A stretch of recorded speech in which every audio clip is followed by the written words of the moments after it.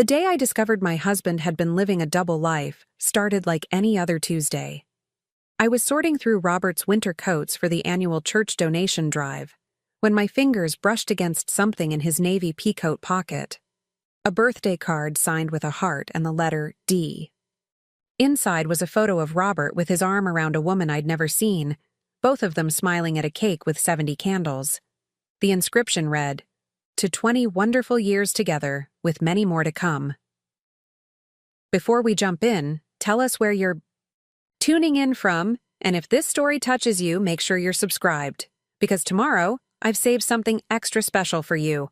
20 years. I'd been married to Robert for 50. In that moment, standing in our cedar-scented walk-in closet with half a century of memories hanging around me, I felt the foundation of my life crack beneath my feet. The Robert Wilson who kissed me goodbye that morning, the same man who'd held my hand through 3 childbirths, who'd nursed me through breast cancer, who'd promised forever in front of everyone we loved, was a stranger to me. I never imagined that at 72, I'd be staring at evidence of my husband's betrayal, or that this discovery would ignite something in me I thought had died decades ago. A fierce, unstoppable determination to live for myself. This is how I uncovered the truth, reclaimed my worth, and built something beautiful from the ashes of a 50-year lie. When my granddaughter Emma asks about my marriage to her grandfather, I still don't know what to say. How do you explain that the man who taught her to fish, who attended every dance recital, who seemed to embody devotion, had constructed an elaborate alternate reality with another family just 40 miles away? That Tuesday in January, I tucked the card back into Robert's pocket and finished my sorting. My hands moved mechanically through the familiar motions, but my mind was racing, assembling fragments of a puzzle I hadn't known existed. The frequent business trips to Pine Harbor, the missed anniversaries, the phone calls he'd take outside, even in snowstorms, the gradually emptying retirement account he'd explained away as market fluctuations. I prepared dinner that night. As usual, pot roast with rosemary potatoes, Robert's favorite. When he walked through the door at 6:15, precisely on schedule, I greeted him with the same kiss I'd given him every evening for 50 years. "How was your day, dear?" I asked, ladling gravy over his potatoes just the way he liked. Same old, he replied, his smile reaching only the edges of his mouth. The charity board meeting ran long. Everyone sends their love. That night, as Robert slept beside me, his breath even and untroubled, I stared at the ceiling and made a decision. I wouldn't confront him. Not yet. First, I needed to understand the scope of his deception. I needed to know exactly what I was dealing with. The next morning, after Robert left for his weekly golf game with the boys, I retrieved the card and studied the woman in the photo. She was beautiful in a distinguished way. Silver hair cut in an elegant bob, confident smile, tasteful pearl earrings that looked eerily similar to the ones Robert had given me for our 40th anniversary. I turned the photograph over. On the back, in unfamiliar handwriting, "Diane and Robert, Pine Harbor, November." Pine Harbor, the lakeside community where Robert supposedly attended quarterly retreats with his investment club. The place he'd once suggested we buy a vacation home, then mysteriously changed his mind. I walked to my antique secretary desk, a wedding gift from my parents, and pulled out my laptop. Within minutes, I'd found her. Diane Parker, 67, retired hospital administrator. A quick social media search revealed photos of charity galas, garden club events, and family gatherings. And in too many of them stood Robert, my husband, looking more relaxed and genuinely happy than I'd seen him in years. But what made my blood run cold was a particular family photo from last Christmas. Robert sat in the center of a couch, Diane beside him, and flanking them were 2 middle-aged adults who had Robert's eyes, his distinctive nose, undeniably his, children. According to the caption, Thomas, 46, and Eliza, 44. Our youngest child, Rebecca, was 43. The timeline crashed down on me with devastating clarity. For nearly half a century, while raising our 3 children in Cedar Grove, attending church every Sunday, hosting neighborhood barbecues, and playing the devoted husband, Robert had maintained another complete life. Another woman. Other children. I minimized the browser window when I heard the garage door open, quickly switching to a recipe site. Robert entered carrying a paper bag from Everly's Bakery. "Brought your favorite lemon squares," he said, setting them on the counter and kissing my cheek. "Thought you might need a pick-me-up. You seemed tired last night." I smiled, accepting the small pastry box. "That's thoughtful. How was golf?" "Shot an 82, my best this year." He beamed, pouring himself coffee. "Stanley's back is acting up again, so we only did 9 holes. I think I'll shower and then run some errands." I nodded, watching him climb the stairs. The man I thought I knew better than anyone in the world was the greatest actor I'd ever encountered. For 50 years, I'd been applauding a performance. As soon as I heard the shower running, I picked up my phone and called the one person I knew would understand. "Carol," I said when she answered. "I need to see you, today. Something's happened." Carol Foster had been my best friend since we taught at the same elementary school in the 1970s. She'd been maid of honor at my wedding, godmother to my eldest, and my rock through every crisis. She was also the only person who had ever expressed doubts about Robert's frequent absences. "I'm home all day," she replied, concern evident in her voice. "Come now if you can."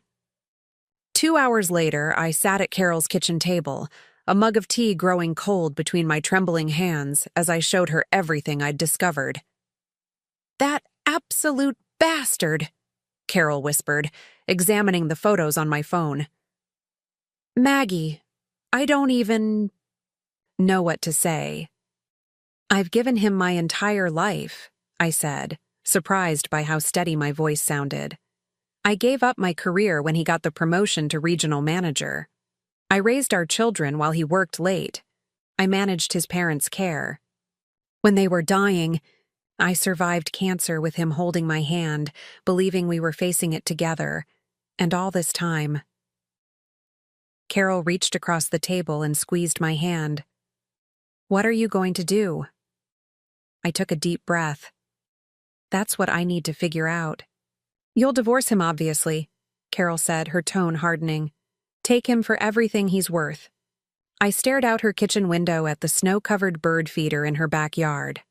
A cardinal landed, a shock of red against the white landscape. "It's not that simple," I replied. "We've been married for 50 years. Our assets are completely entangled. Our children, our grandchildren." I trailed off, the enormity of it washing over me. "And there's something else. I need to know more. I need to understand how he's been managing this double life, before I make any decisions." Carol's eyes widened. "You're not thinking of confronting that woman, are you?" I shook my head. "No, not yet anyway, but I'm going to find out everything, every detail, and then I'll decide what happens next." As I drove home from Carol's house, a strange calm settled over me. The initial shock was giving way to something else. Curiosity, determination, and underneath it all, a simmering anger that had nowhere to go. For the next 2 weeks, I became a detective in my own marriage. Each day while Robert was out, I methodically went through his belongings, our financial records, phone statements, anything that might provide insights into his other life. I created a locked folder on my laptop labeled Garden Club to document my findings. Preparing and narrating this story took us a lot of time, so if you are enjoying it, subscribe to our channel. It means a lot to us. Now back to the story. The picture that emerged was both simple and staggering. For nearly 26 years, Robert had been leading a completely parallel existence. Diane Parker had been a hospital administrator at Pine Harbor Memorial when Robert's bank opened a branch there, in the late 1990s. Based on old emails I recovered, they had met when he handled the financing for a new hospital wing. While I believed he was commuting to the bank's regional headquarters 3 days a week, he was spending that time with his other family.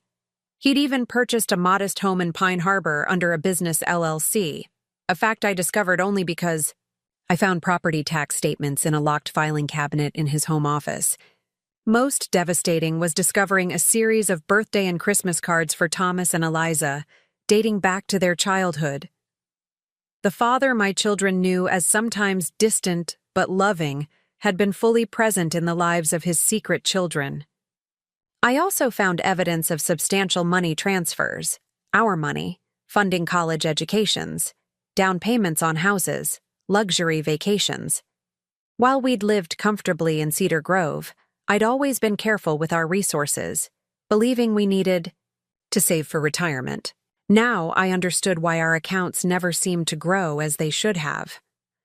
One afternoon, as I sat cross-legged on our bedroom floor surrounded by bank statements, I had a realization that made me pause. In my search for answers about Robert's betrayal, I'd discovered something unexpected. I was good at this methodical investigation, this careful piecing together of a hidden narrative. The skills I'd developed as a teacher, attention to detail, pattern recognition, patience, were serving me well. And strangely, I felt more alive than I had in years.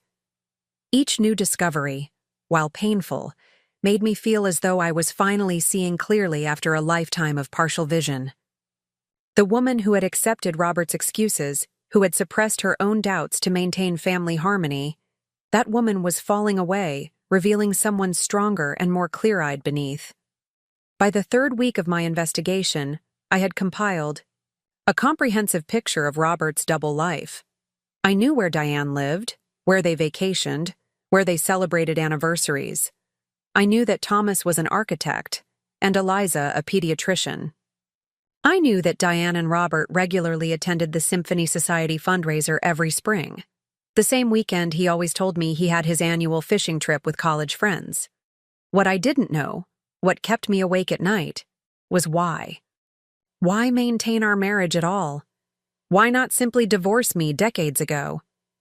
Robert and I had a good life, comfortable and stable, but it hadn't been passionate for years. We'd settled into the companionable routine of long-married couples. What was worth the elaborate deception? That question led me to a painful hypothesis. I was the respectable wife, the appropriate partner for a banking executive in a conservative Midwestern town. Diane might have been his love, but I was his social credential. My family's long-standing position in Cedar Grove, my volunteer work, my role as the perfect banker's wife. These were assets to his career. I'd been playing a part in his performance without even knowing the script. 4 weeks after finding the birthday card, I made a decision. I wouldn't confront Robert, not yet. Knowledge was power, and right now, power was the only thing I had. Instead, I would use what I'd learned to forge a new path forward, one that Robert would never see coming. That evening at dinner, I smiled across the table at my husband of 50 years. "I've been thinking," I said casually, twirling pasta around my fork. "I should get more involved in community activities. I've been feeling a bit purposeless lately." Robert looked up, mild surprise crossing his features. "You're already on 3 committees, Maggie. The house keeps you busy and you've got your book club." I kept my expression pleasant. "True, but the children are grown and we're both in good health. I still have energy to give." I took a sip of water. "Actually, Carol mentioned the community college is offering a financial management course for seniors. I thought I might take it.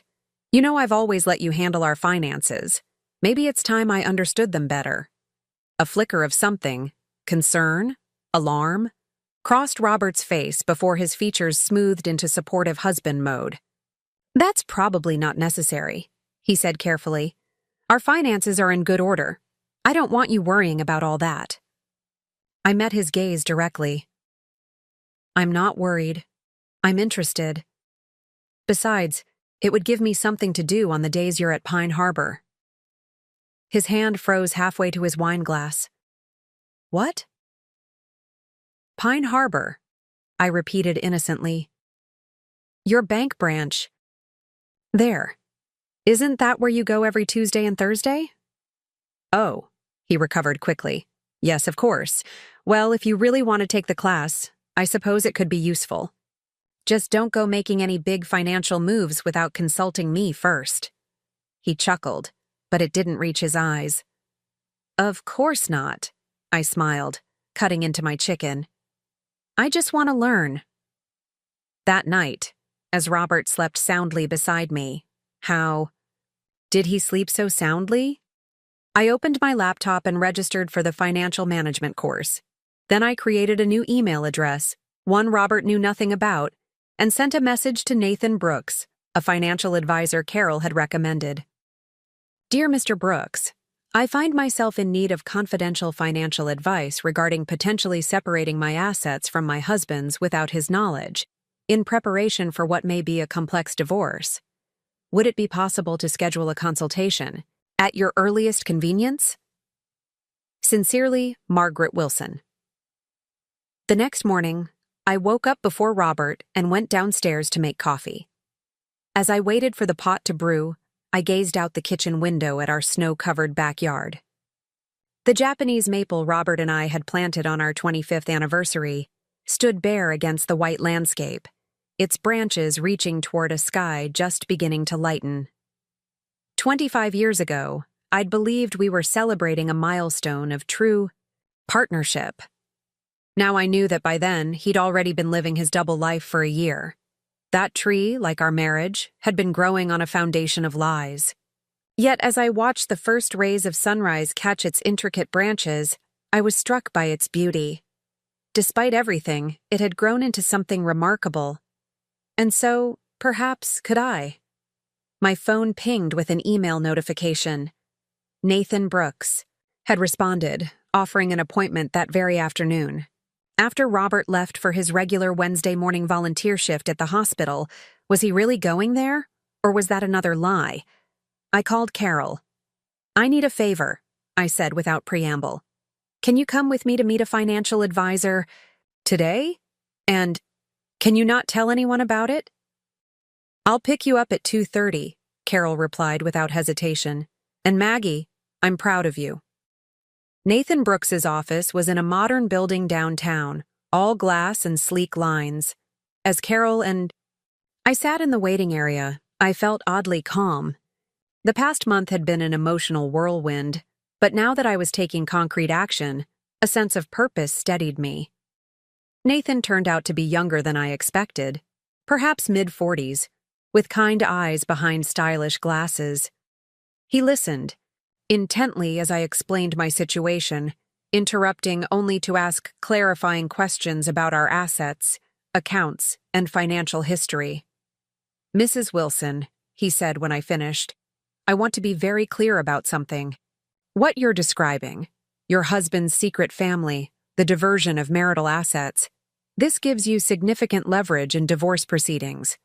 But moving assets without proper legal guidance could potentially backfire. I understand. I nodded. I'm not looking to do anything illegal. I just need to protect myself. For 50 years, I've trusted Robert with everything. Look where that got me. Nathan's expression softened. Here's what I propose. Let's bring in my colleague, Julia Winters. She's a family law attorney who specializes in complex divorce cases, particularly for long-term marriages. Between the two of us, we can help you create a strategic plan. 2 hours later, I left Nathan's office with Carol, my head spinning from all the new information, but my heart lighter than it had been in weeks. I had a plan now, a roadmap to financial independence and legal protection. What's next? Carol asked as we drove back to my house. I gazed out the window at the passing streets of Cedar Grove, the town where I'd spent my entire adult life, as Mrs. Robert Wilson. Next, I said slowly, I create a life of my own. The first step in creating my new life began with a bank account. The following Monday morning, I withdrew $5,000 in cash from our joint savings, an amount large enough to establish myself but small enough that Robert might not immediately notice. Nathan had advised me to open an account at a credit union across town, one where Robert had no business connections. Mrs. Wilson? The young woman at Riverside Credit Union smiled as I approached her desk. Her nameplate read, Jennifer. How can I help you today? I hesitated for just a moment. For 50 years, every financial decision had involved Robert's input or approval. Even when I'd worked as a teacher before our children were born, my paychecks had gone directly into our joint account.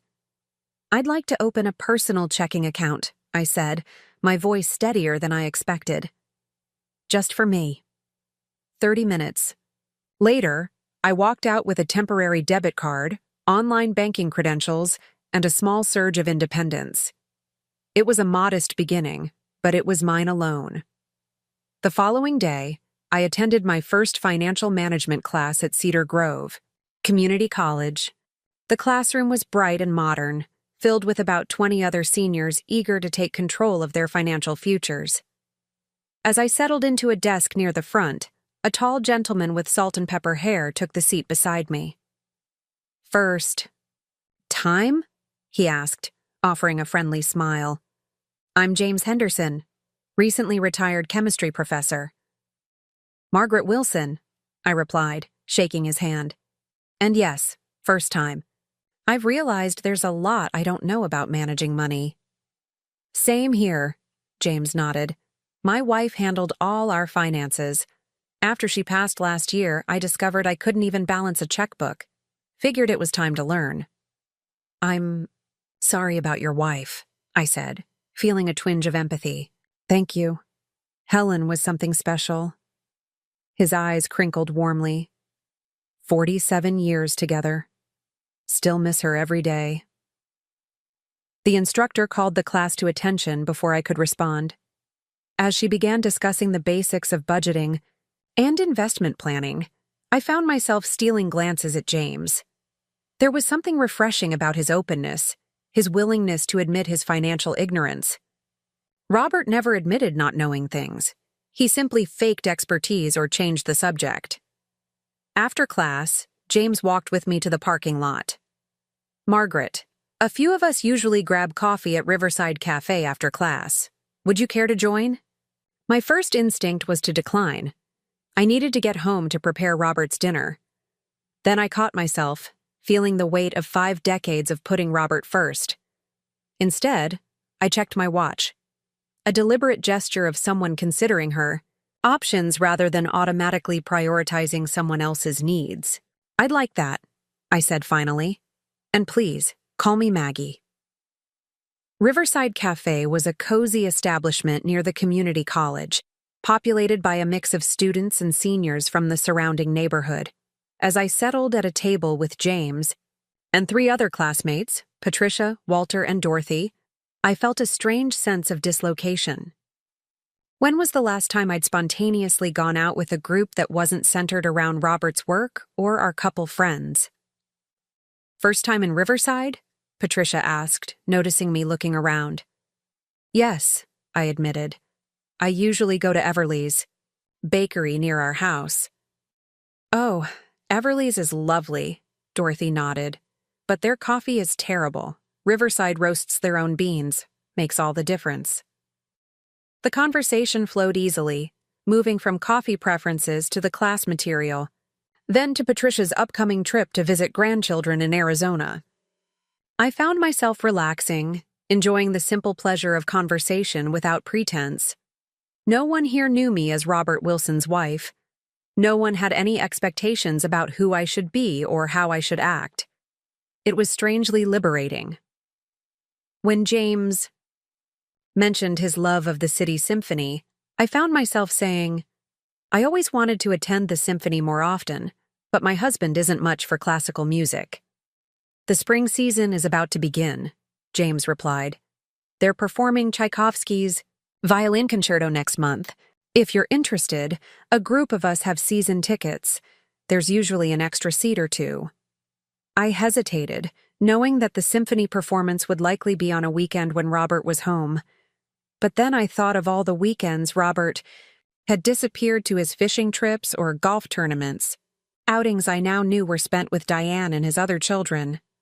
"I'd love to attend," I said firmly. By the time we parted ways, I had not only gained financial knowledge, but also something perhaps more valuable: potential new friendships untainted by the shadow of my marriage. As I drove home, I checked.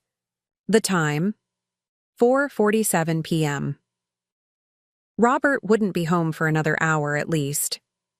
I turned into the driveway of our colonial house, the home we'd shared for over 40 years, and felt a strange detachment. The carefully maintained exterior, the manicured lawn that Robert insisted must be perfect for neighborhood appearances, it all seemed like stage dressing now. Inside, I moved through my usual routine of starting dinner, but my mind was elsewhere, cataloging what I'd need for the next phase of my plan. According to Nathan and Julia, I needed to secure copies of important documents: birth certificates, marriage license, property deeds, insurance policies, tax returns, investment statements. Many of these would be in Robert's study, a room I'd rarely entered over the years, respecting his need for a private workspace. But respect was a two-way street, and Robert had demolished that bridge 26 years ago. I waited until after dinner, when Robert retreated to the living room with his usual glass of scotch and the evening news. Moving quietly upstairs, I entered his study using the spare key I'd found in his desk drawer during my initial investigation. The room smelled of leather and the sandalwood cologne Robert had worn for decades. Carefully, methodically, I began photographing documents with my phone, making sure to return everything exactly as I'd found it. Years of maintaining an orderly home had given me a precise memory for how things should be arranged. In the back of his filing cabinet, behind folders labeled with our children's names, I found a red folder I hadn't discovered during my previous search. Inside were documents regarding the Pine Harbor property, the deed, insurance policies, utility bills, all under the name of Lakeview Holdings, LLC. My hands trembled slightly as I photographed each page. This was tangible proof of Robert's double life, evidence that could be critical in divorce proceedings. But something else caught my eye: a small notation on one of the insurance forms listing the policy inception date: February 14th, 1998. Valentine's Day. The same day that, 26 years ago, Robert had surprised me with a diamond tennis bracelet and an unusually affectionate card professing his enduring love. I'd been so touched, believing it was a spontaneous expression of his feelings. Now I understood, it had been a guilty gesture, compensation for establishing his other home with Diane. I carefully replaced the folder and continued my search. In his desk drawer, I found statements for a bank account I didn't recognize, one not included in the financial overview Robert provided annually for our family meeting on finances. The statement showed regular transfers, $5,000 monthly, to an account number I copied down. This account likely represented just the tip of the iceberg, but it was another piece of evidence for Nathan and Julia. As I finished photographing the last document, I heard Robert's footsteps on the stairs. Quickly, I locked the filing cabinet and slipped out of the study, heading toward our bedroom. I passed Robert in the hallway. "Everything okay?" he asked, brows furrowed in mild concern. "Just fine," I replied with a practiced smile. "Thought I might get ready for bed early tonight. I'm feeling a bit tired after my class today." "How was that, by the way?" he asked, his tone suggesting polite interest rather than genuine curiosity. "Enlightening," I answered truthfully. "I'm learning quite a lot." That night, after Robert's breathing deepened into sleep, I lay awake planning my next steps. The financial class was just the beginning. I needed what Nathan had called personal infrastructure, the foundational elements of an independent life. The next morning, I waited until Robert left for his Thursday trip to the bank branch in Pine Harbor before calling Carol. "I need your help with something delicate," I explained. I want to look at apartments. Apartments? Carol sounded surprised. You're moving out? Not immediately, I clarified. But I need a place that's mine alone. Somewhere I can go to think, to plan. And eventually, yes, somewhere to live. When I finally confront Robert. I'll pick you up in 20 minutes, Carol said without hesitation. The apartment Carol helped me find was nothing like the spacious colonial house I'd shared with Robert. Located downtown, the one-bedroom unit was on the 8th floor of a renovated historic building, with large windows overlooking Cedar Grove's modest skyline. It was modern, with exposed brick and hardwood floors, a complete departure from the traditional decor Robert had always preferred. It's perfect, I said, standing in the center of the unfurnished space. Are you sure? Carol asked, looking concerned. It's so different from what you're used to. That's exactly why it's perfect, I explained. I don't want anything that reminds me of the life I've been living. The rental agent, a young woman named Tara, seemed surprised when I said I'd take it immediately, offering first and last month's rent in cash. Don't you want to think about it overnight? She asked. I smiled. I've had 50 years of thinking about things overnight. Now I'm ready to make decisions when they feel right. Within a week, I had signed the lease and begun the process of secretly furnishing my new space. I told Robert I was joining Carol for shopping trips, which wasn't entirely untrue. Carol helped me select essentials: a bed, a comfortable reading chair, a small dining table, kitchenware. I paid for everything in cash, careful not to leave paper trails that might alert Robert to my activities. The apartment became my sanctuary, a place I visited while Robert was at work or during his trips to Pine Harbor. I kept a change of clothes there, a few books, a spare toothbrush. It wasn't home yet, but it was becoming mine in a way the house I shared with Robert had never truly been. During this time, I continued my financial management class, often joining James and the others for coffee afterward. As the weeks passed, these outings became a bright spot in my increasingly compartmentalized life. James, with his easy manner and genuine interest in others, was refreshingly different from the men in Robert's social circle. He spoke of his late wife with love rather than obligation, shared stories of his travels and his work as a chemistry professor, and asked questions about my interests and opinions, something Robert hadn't done in decades. You mentioned you were a teacher, James said one afternoon as we walked from the cafe to the parking lot. What grade level? 3rd grade, I replied, surprised he'd remembered this detail from a previous conversation. I taught for 8 years before our first child was born. Robert thought it was important for me to stay home with the children. Did you miss teaching? James asked. The question caught me off guard. No one had ever asked me that before, not even Carol. Every day, I admitted quietly. I loved watching children discover their capabilities. There's a moment when a child who's been struggling with reading suddenly makes a breakthrough. Their whole face lights up. I missed witnessing those moments. James nodded thoughtfully. It's never too late, you know. The community center has a literacy program for adults. They're always looking for volunteer tutors. I considered this as we reached my car. Maybe I'll look into that. I volunteer there Tuesday evenings, James added. They could certainly use someone with your experience. The thought of teaching again, even in a volunteer capacity, planted a seed of possibility I hadn't considered. In creating my new life, I'd been focused on the practical aspects: finances, housing, legal preparation. But what about purpose? What would fill my days with meaning once I was truly on my own? That evening, I approached Robert as he sat in his recliner reviewing work papers. I'm thinking of volunteering at the community center, I said casually. They need literacy tutors. Robert glanced up, mild surprise crossing his features. That's quite a commitment. Are you sure you have time for that with all your other activities? I think I can manage Tuesday evenings, I replied. noting how easily he'd tried to dissuade me without directly saying no.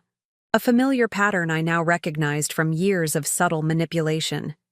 Tuesday evenings are when we usually watch that mystery show you like, he pointed out, as if this routine was sacrosanct rather than a habit born of convenience. I can record it, I said simply. Besides, you're often working late on Tuesdays anyway. A flicker of something, irritation, concern, crossed his face before his expression smoothed into benign agreement. Well, if it's important to you, of course you should do it. His easy acquiescence was new. Typically, any disruption to our established patterns required negotiations, with Robert subtly directing the outcome to suit his preferences.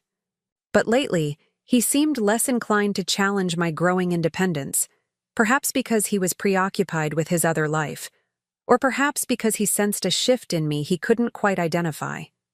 The following Tuesday, I attended my first volunteer session at the Cedar Grove Community Center. The literacy program operated in a bright room filled with small tables, each set up for one-on-one instruction. James greeted me warmly when I arrived, introducing me to Elena, the program coordinator. James tells me you have teaching experience, Elena said, her eyes lighting up. That's wonderful. We have several students who've been waiting for a tutor. By the end of the evening, I'd been paired with Maria, a 40-year-old hospital custodian, who had immigrated from Guatemala 15 years ago. Despite her years in the United States, her reading skills remained at a basic level, limiting her job opportunities and her ability to help her children with schoolwork. I want to read to my grandchildren, she explained in careful English. Not just in Spanish, in English too. As we worked through simple texts together, I felt that familiar spark, the joy of witnessing someone gain confidence in their abilities. When Maria successfully read an entire paragraph without assistance, her proud smile rekindled something in me I thought had been extinguished years ago. James found me in the break room afterward, pouring a cup of coffee. So, how was your first session? He asked. Wonderful, I replied honestly. I'd forgotten how rewarding teaching can be. It shows, he said. You were completely in your element. As we walked to the parking lot together, James hesitated, then asked, Maggie, would you like to grab dinner? There's a little Italian place around the corner that stays open late. I should have felt guilty at the prospect of having dinner with another man, but all I could think was how Robert was likely sitting down to dinner with Diane at that very moment. I'd like that, I said. Piccolo's Italian restaurant was intimate and warm, with checkered tablecloths and candles and wine bottles. Over plates of pasta and glasses of Chianti, James and I talked about books, music, travel dreams, conversations entirely different from the discussions about family obligations, social appearances, and financial matters that dominated my evenings. With Robert. May I ask you something personal? James said as we lingered over tiramisu. I nodded, curious. You've seemed preoccupied these past few weeks. In class, you take notes like your life depends on it. You've rented an apartment but haven't moved in, and sometimes when you think no one's watching, you look. He paused, searching for the right word. Determined, almost fierce. Is everything okay at home? I set down my fork, surprised by his perception. Most people saw what they expected to see. A contented grandmother, a long-married woman settled into comfortable routine. James had noticed the changes beneath the surface. No, I said finally. Everything is not okay at home, but I'm handling it. James studied me for a moment, then nodded. I believe you are. And if you ever need to talk about it, I'm a good listener. Thank you, I replied, grateful for his understanding without pushing for details I wasn't ready to share. When he drove me back to my car at the community center, James didn't attempt to extend the evening or suggest another meeting. He simply said, I enjoyed tonight, Maggie. I hope we can do it again sometime. I'd like that, I said, meaning it. As I drove home, I realized I'd just experienced something I hadn't felt in years. The simple pleasure of connecting with someone who saw me as an individual, not as an extension of Robert Wilson. At home, Robert was in his study, the door closed. I moved quietly through my nighttime routine, thinking about my evening. There had been nothing inappropriate about dinner with James, just two adults enjoying conversation and food.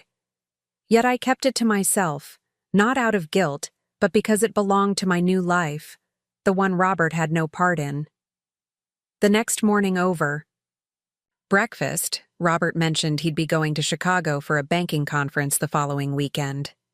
It's last minute, but Henderson at the main office can't make it, so they've asked me to step in. I'll be gone Friday through Sunday. I nodded, spreading jam on my toast. That's fine. I might see if Carol wants to have a girls' weekend. Robert looked relieved at my easy acceptance. Good idea. You two always have fun together. As soon as he left for work, I called Nathan Brooks. Robert will be away this weekend, I said, without preamble. I think it's time to move to the next phase. Nathan agreed to meet me that afternoon. In his office, he reviewed the documents I'd gathered over the past months, photos of financial statements, property records, the evidence of Robert's secret account, and the Pine Harbor house. You've been thorough, he said, impressed. Julia, and I have been working on your case, and with this additional information, we can start preparing the divorce filing. Not yet, I said. There's one more thing I need to do first. Nathan looked concerned. Mrs. Wilson, I understand the impulse to gather more evidence, but you have more than enough to ensure a favorable settlement. Any direct confrontation could alert your husband to your plans. I'm not planning to confront Robert, I clarified. But there's something I need to understand before I can move forward. I hesitated, then asked, how difficult would it be to find out if Robert is legally married to Diane Parker? Nathan's eyebrows shot up. You think he might have committed bigamy? I don't know, I admitted. But I need to know exactly what I'm dealing with.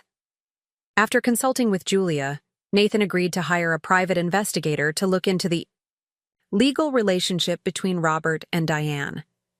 It would take a few days to get results. While we're waiting, Nathan said, let's take stock of your progress. You've secured important documents, opened separate accounts, established a private residence, and built beginning connections outside your marriage. You're in a strong position, Mrs. Wilson.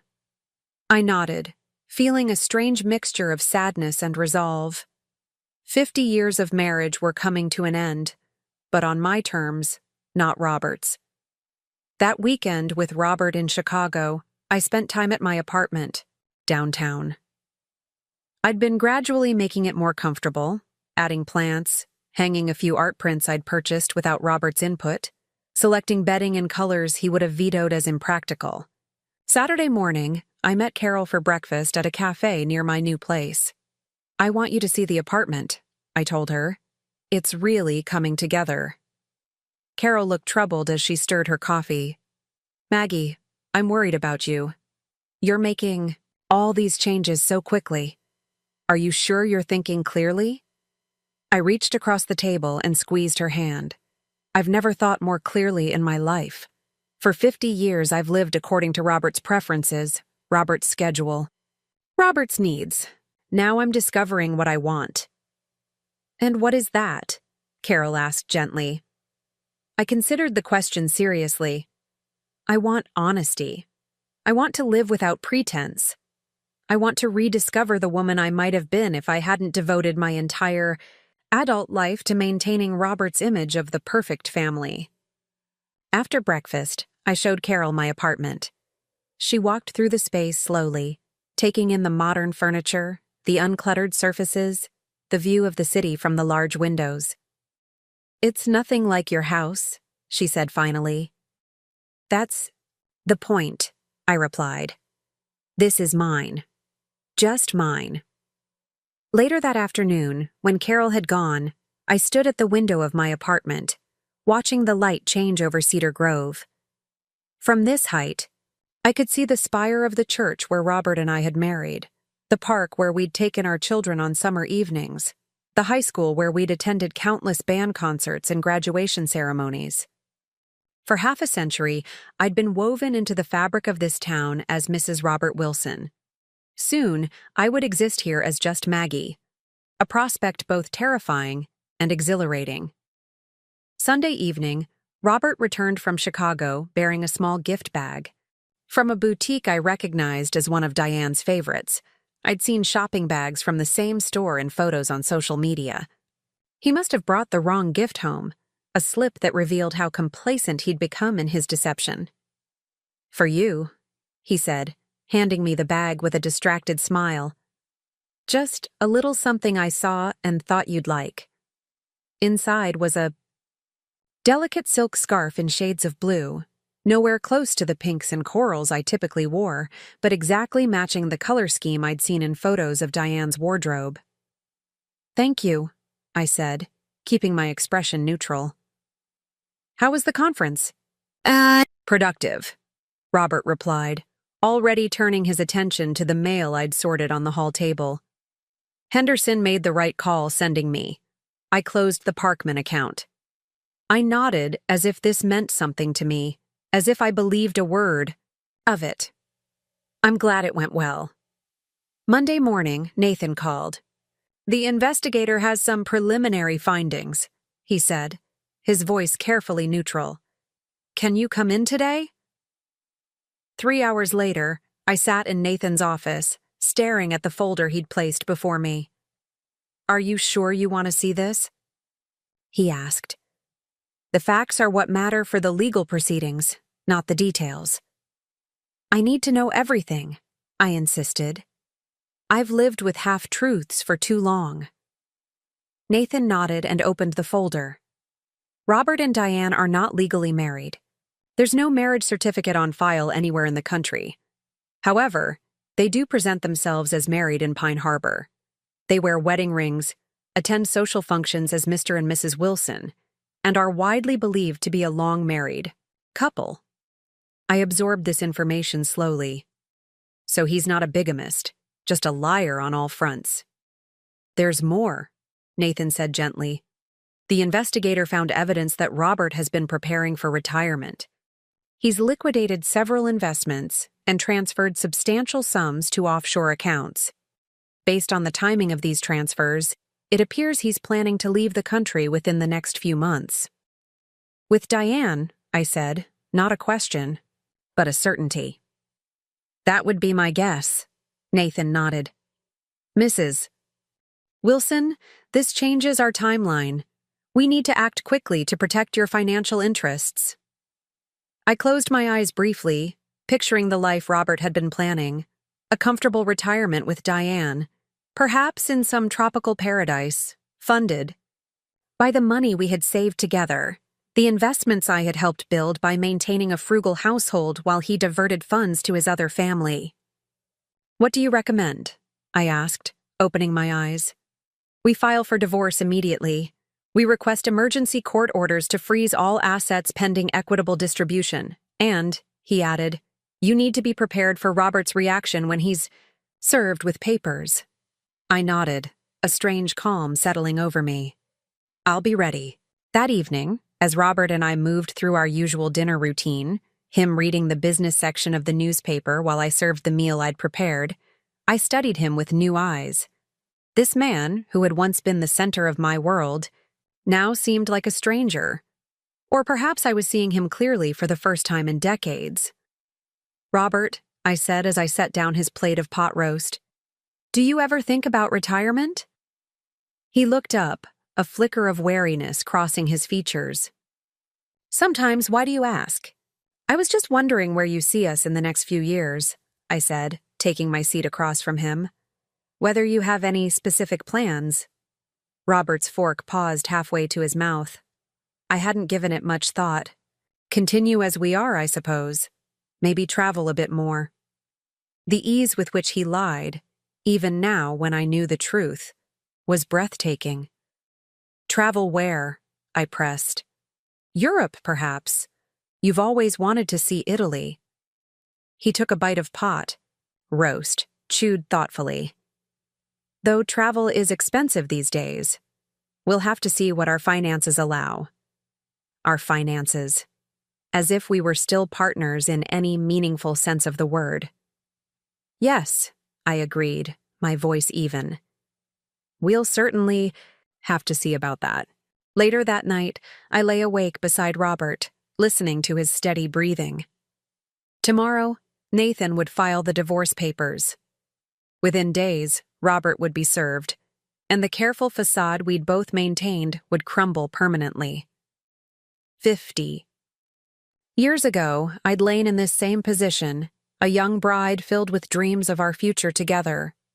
I'd believed in forever then, in the promises we'd made before God and family. Now I understood that forever was simply too long for some promises to last, especially those made to someone who had no intention of keeping them. I turned on my side, my back to Robert's sleeping form, and made a silent promise to myself. From this moment forward, I would live by my own truth, whatever the cost. The morning after my conversation with Nathan, I rose early, before Robert's alarm.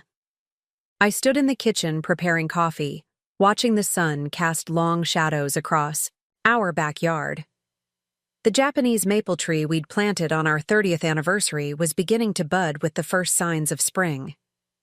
I wondered if it would still be mine when the leaves turned red in fall. Robert appeared in the doorway, already dressed in one of his expertly tailored suits, his silver hair perfectly combed. Even approaching 75, he maintained the polished appearance of the successful banker, an image I'd helped him cultivate for decades. "You're up early," he observed, accepting the cup of coffee I handed him. "Couldn't sleep," I replied honestly. "I have a lot on my mind." Robert's expression softened with what appeared to be genuine concern. "Anything you want to talk about?" For a moment, I was tempted to lay all my cards on the table, to ask him directly about Diane, about Thomas and Eliza, about the house in Pine Harbor and the retirement plans that didn't include me. But the time wasn't right, not yet. "Nothing important," I said instead. "Just thinking about how quickly time passes. It feels like yesterday we were planting that maple tree, and now look at it." Robert glanced out the window, his eyes distant. Yes, the years certainly fly by. He checked his watch, a luxury timepiece I'd given him for his 70th birthday. "I should get going. Board meeting this morning." He kissed my cheek perfunctorily, the same goodbye he'd given me thousands of times before. As he headed for the door, I called after him. "Robert?" He turned, eyebrows raised. "Have a good day," I said, my voice steady despite the weight in my chest.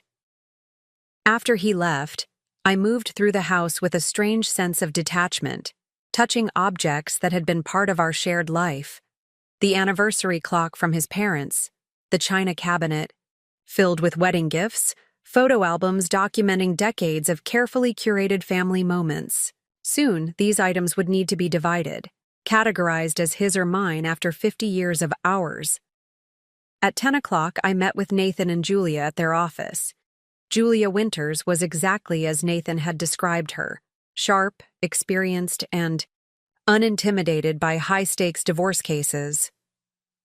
In her early 60s, with steel gray hair cut in a no-nonsense bob, she radiated competence. "Mrs. Wilson," she began, "I've reviewed all the documentation you've provided. I want to be very clear. You have a strong case for an extremely favorable settlement. 50 years of marriage, your husband's diversion of marital assets to support another household, his plans to abscond with retirement funds. All of this works in your favor."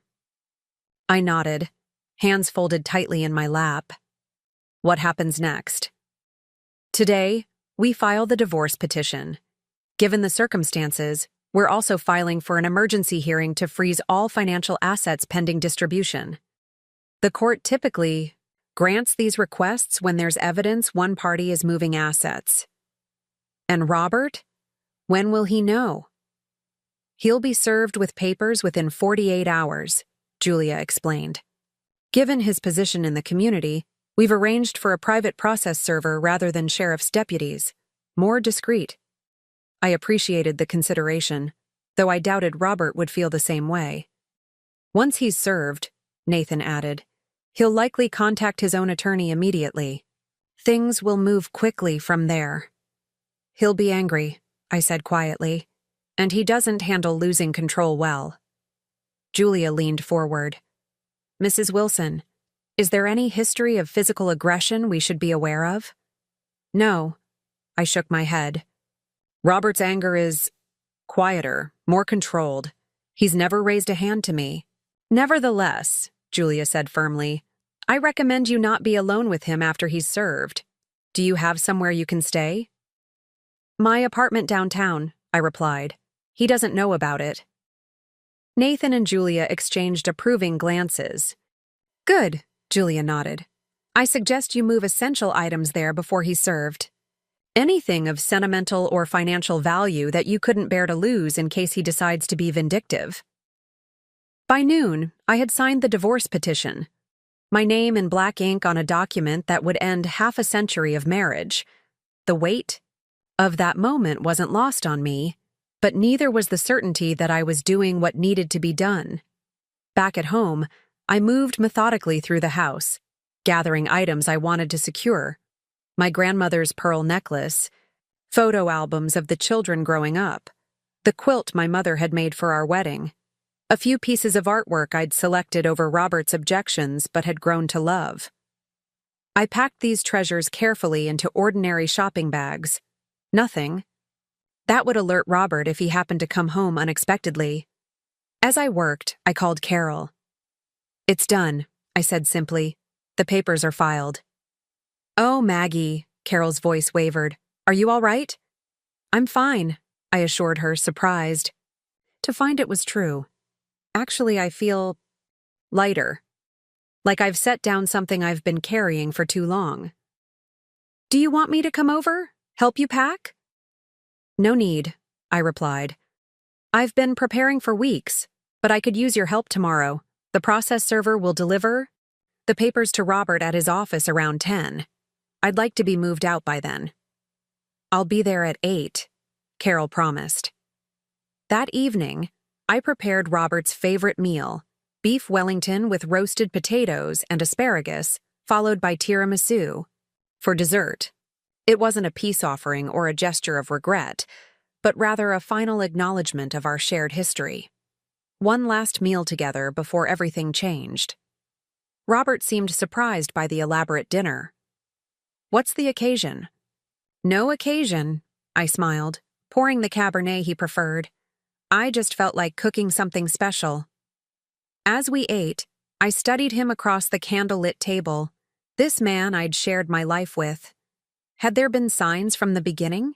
Had I ignored red flags in my youthful determination to create the perfect marriage?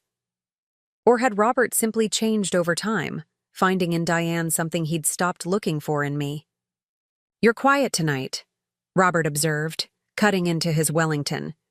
Second thoughts about all these new activities of yours? I shook my head. No second thoughts. If anything, I wish I'd started sooner. Robert frowned slightly. Started what sooner? Living for myself, I replied honestly. He set down his fork, studying me with a mixture of confusion and wariness. Maggie, what's going on with you lately? These classes, the volunteering, the mysterious outings with Carol. It's not like you. Maybe that's the problem, I said, quietly. For 50 years, I've been exactly what everyone expected, what you expected. Maybe it's time to find out who I really am. Robert's expression hardened almost imperceptibly. You're 72 years old, Maggie. Isn't it a little late for a journey of self-discovery? I met his gaze evenly. Better late than never. He seemed about to say more, then apparently thought better of it. The rest of the meal passed in relative silence, with Robert retreating behind his customary wall of polite detachment. Later, as he settled into his recliner with the financial news, I climbed the stairs to our bedroom and carefully packed an overnight bag with essentials for the next few days. I placed it in the trunk of my car under cover of darkness, my heart racing slightly at the clandestine feel of it all. That night, I lay beside Robert for the last time, listening to his familiar breathing patterns, the occasional soft snore that had been the soundtrack to countless nights. Despite everything, there was a moment of grief, not for what I was losing, but for what I had believed we had all these years. Morning arrived with soft spring rain pattering against the windows. I'd barely slept, but a strange energy propelled me through my usual routine. Robert left for work at his regular time, kissing my cheek at the door. "Dinner at 7?" he asked, routine personified. "Perfect," I replied, knowing I wouldn't be there. As soon as his car disappeared down the street, I began moving quickly. Carol arrived at 8 as promised, bringing coffee and a determined expression. "What's the plan?" she asked, following me inside. "I've already packed the important things," I explained. "Now we need to get them to the apartment. Then I need to write Robert a letter explaining why I won't be here when he gets home." Carol nodded, helping me carry shopping bags to her SUV. "Have you told your children yet?" I shook my head. "No, I'll call them after Robert is served. I don't want to put them in the middle." By noon, my essential belongings were safely installed in my downtown apartment. The space, which had felt somewhat impersonal despite my efforts, now took on a more familiar feel with my cherished possessions arranged throughout. Carol looked around approvingly. "It's starting to feel like you." "That's the goal," I smiled, placing a framed photo of my children and grandchildren on a side table. A place that's just mine, reflecting just me. Back at the house, I sat at the kitchen table writing a letter to Robert. The words didn't come easily, despite having rehearsed this moment in my mind countless times.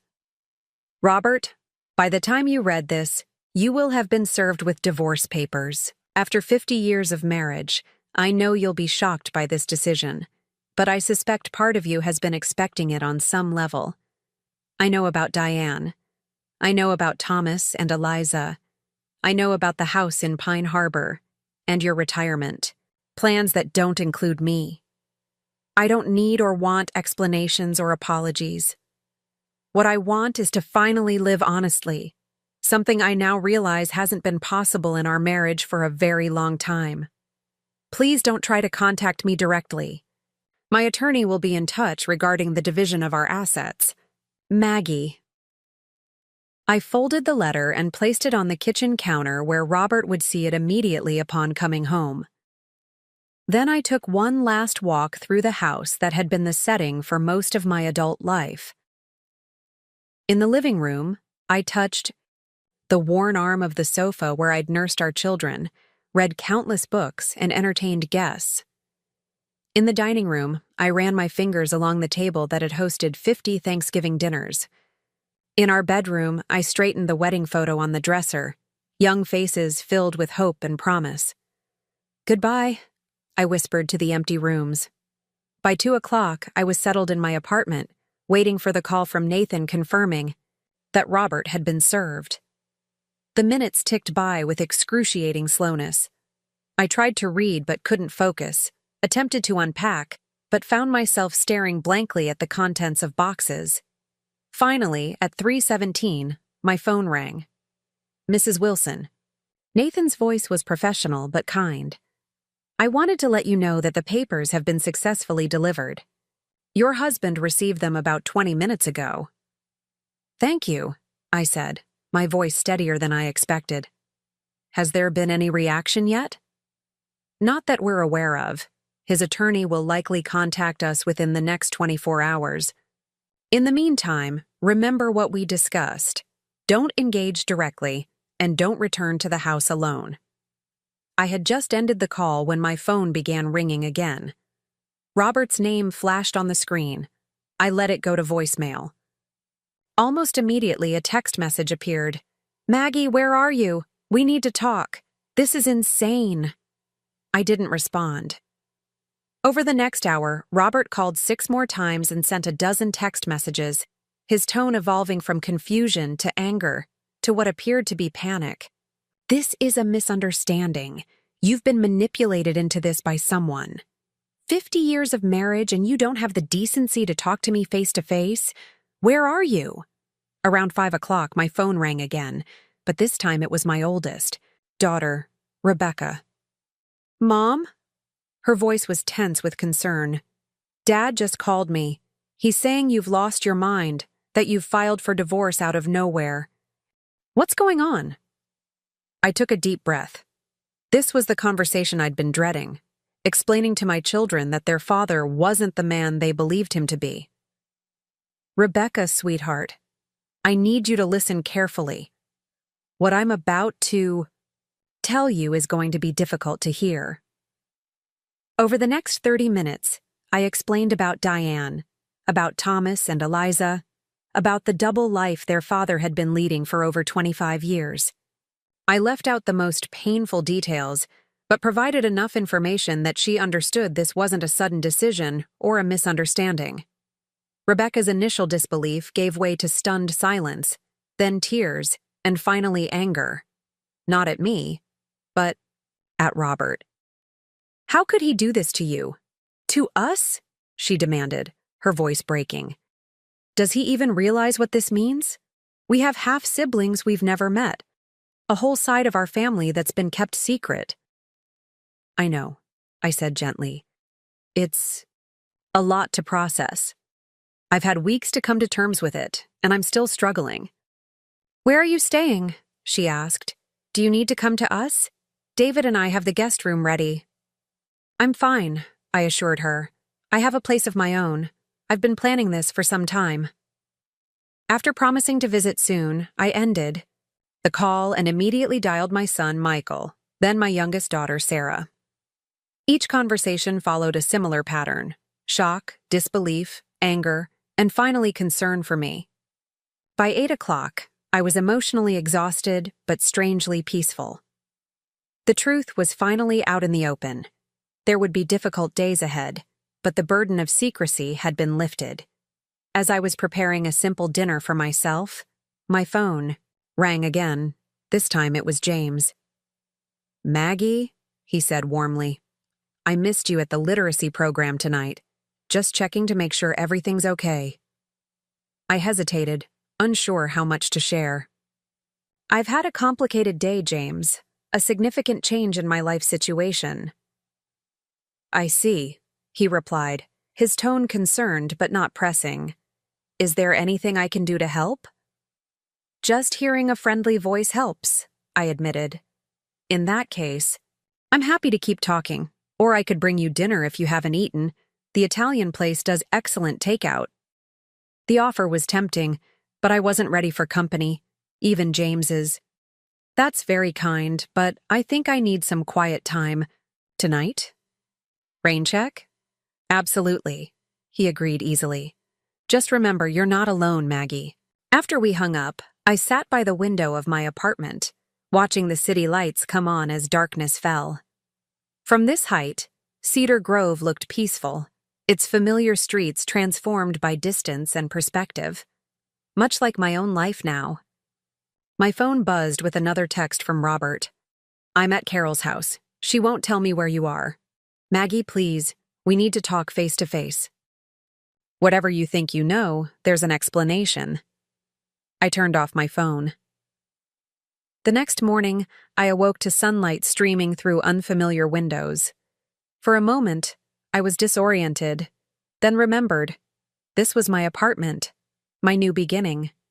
I made coffee in the small kitchen, enjoying the simple pleasure of using the cobalt blue mug I'd chosen myself, without considering whether it matched existing dinnerware or suited Robert's preferences. Around 10, I turned my phone back on and found it flooded with notifications. More messages from Robert, texts from friends asking if rumors of our separation were true, voicemails from my children checking in. The one that caught my attention was from Nathan. Mrs. Wilson, Robert's attorney has reached out requesting a meeting. Please call me at your earliest convenience. I returned the call immediately. He's hired Gregory Stanton, Nathan informed me. One of the top divorce attorneys in the state. They're requesting an informal meeting before we proceed to the emergency hearing on the asset freeze. What's your advice? I asked. Normally, I'd recommend against such a meeting this early in the process. But given the length of your marriage and the complexity of the assets involved, it might actually be beneficial to set the tone now. Show that we're willing to be reasonable, but firm. When would this meeting happen? They're pushing for tomorrow morning. Julia and I would be with you, of course. Robert and his attorney would be present. The thought of facing Robert so soon sent a wave of anxiety through me, but I pushed it aside. This confrontation was inevitable. I'll be there, I said. After ending the call, I spent several hours returning messages, carefully explaining to close friends that yes, Robert and I were separating, but no, I couldn't discuss the details. To Robert's increasingly desperate texts, I sent only one reply. Our attorneys will be meeting tomorrow. We can discuss everything then. His response came immediately. Attorneys? Maggie, we don't need lawyers to fix this. 50 years together means nothing to you? The hypocrisy was breathtaking. I didn't respond. That afternoon, I met with Nathan and Julia to prepare for the meeting. We gathered around a conference table in their office, reviewing financial documents and strategy. Robert will likely try to minimize his relationship with Diane, Julia predicted. He'll present it as a friendship that went too far, a temporary lapse in judgment. 26 years is hardly temporary, I noted dryly. Exactly, Julia nodded. That's why we need to establish immediately that we have concrete evidence of the duration and nature of his double life. We don't need to reveal all our cards, but we should make it clear we know about Thomas and Eliza, the Pine Harbor property, and his retirement plans. Nathan added, Our goal for this first meeting is straightforward. Secure a temporary agreement, freezing all assets while we work toward a permanent settlement. Given the circumstances, we're in a strong position to demand a very favorable division. I don't want to destroy him, I said quietly. I just want what's fair. Half of everything we built together, and compensation for the funds he diverted to his other family. Julia smiled approvingly. That's exactly the right approach, Mrs. Wilson. Reasonable but firm. The next morning, I dressed carefully in a tailored navy suit I'd purchased specifically for this meeting. Something Robert had never seen before. Something that made me feel strong and capable. I wore my grandmother's pearls and applied makeup, with a steadier hand than I would have expected, given the circumstances. Carol insisted on driving me to Nathan's office. You shouldn't have to face this alone, she said firmly. In the car, she asked, Are you nervous about seeing him? Considered the question carefully. Not nervous exactly. More. Curious. I want to see his face when he realizes I know everything. When he understands I'm not the same woman who's been accepting his lies for decades. Carol squeezed my hand. You've changed, Maggie. In just these few weeks, you've become more yourself somehow. More solid. I feel it too, I admitted, like I'm finally standing on firm ground after years of shifting sand. Nathan's office had a private conference room reserved for the meeting. Julia was already there when we arrived, reviewing notes and arranging documents with military precision. Mrs. Wilson, she greeted me with a firm handshake. You look ready for battle. Not battle, I corrected. Just truth. At precisely 10 o'clock, Robert arrived with his attorney, Gregory Stanton, a distinguished-looking man about Robert's age with the confident bearing of someone used to winning. Robert stopped short when he saw me, his expression a complex mixture of anger, confusion, and something that might have been genuine pain. He had aged overnight, deep lines carved around his mouth and eyes that hadn't been there before. Maggie, he said, my name sounding strange on his lips after 50 years of familiarity. Robert, I replied evenly. Nathan gestured to the conference table. Shall we begin? The next 2 hours were a carefully choreographed dance of legal terminology, financial disclosures, and thinly veiled accusations. Robert's attorney presented their position first, that I had acted rashly based on misunderstandings and incomplete information, that Robert was willing to work toward reconciliation, and that freezing assets was an unnecessary and punitive step. Julia responded with cool efficiency, laying out the evidence of Robert's dual households, the diversion of marital assets, and his plans to leave the country with substantial retirement funds. Throughout this exchange, Robert stared at me, seemingly unable to reconcile the composed woman across the table with the accommodating wife he'd left at home 2 days ago. Finally, when the attorneys stepped out briefly to confer about a specific financial document, Robert leaned toward me. "Why are you doing this?" he asked, his voice low and intense. 50 years, Maggie. 50 years together, and you throw it all away without even talking to me? I met his gaze steadily. That's rich, coming from you. 26 years with Diane. 2 children I never knew about. A house, family holidays, retirement plans. When exactly were you planning to talk to me about all that? The color drained from his face. You don't understand. It's complicated. No, Robert, I said quietly. It's actually very simple. You lied. For decades. You built an entire separate life while I maintained the one you wanted to present to the world. The only complicated part is the divorce settlement, and thankfully, we have attorneys for that. I never stopped caring about you, he insisted, an edge of desperation in his voice. Caring isn't the same as respecting, I replied, and it certainly isn't the same as loving. The attorneys returned before he could respond, but his stricken expression told me my words had hit their mark. By the end of the meeting, we had established a temporary agreement. All accounts would remain frozen for 30 days, while both sides prepared complete financial disclosures. Robert would continue living in our house, while I would remain at my apartment. As we prepared to leave, Robert made one last attempt. Maggie, can we talk privately? Just 5 minutes? I glanced at Julia, who shook her head almost imperceptibly. Anything you need to say can be communicated through our attorneys, I replied. Outside Nathan's office, Carol was waiting to drive me home. As we walked to her car, I felt Robert watching from the building entrance. How did it go? Carol asked. About as expected, I said. He's shocked that I know everything. He's even more shocked that I'm not falling apart. Are you? Falling apart, I mean? I considered the question as we pulled into traffic. No, I said finally. I'm sad about what might have been. I'm angry about the wasted years. But mostly I'm looking forward to what comes next. Back at my apartment, I changed into comfortable clothes and made a cup of tea. The confrontation with Robert had been difficult but clarifying. There had been a moment, just a flash, when I'd seen genuine regret in his eyes. Not regret for his actions, but regret for their consequences. Robert had never imagined I would discover his secret, much less have the courage to walk away. He had underestimated me. But more significantly, I had underestimated myself. My phone chimed with a text from James, heard through the grapevine, that you're going through some changes. If you need an ear or just company, I'm around. No pressure. The message warmed me.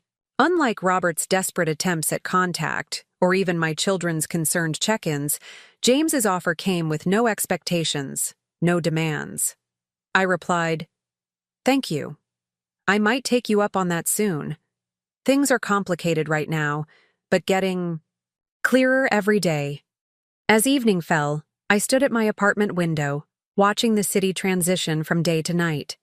Streetlights came on one by one. Windows in distant buildings glowed with the lives being lived within them. Somewhere out there, Robert was likely in our house. Our house, not his.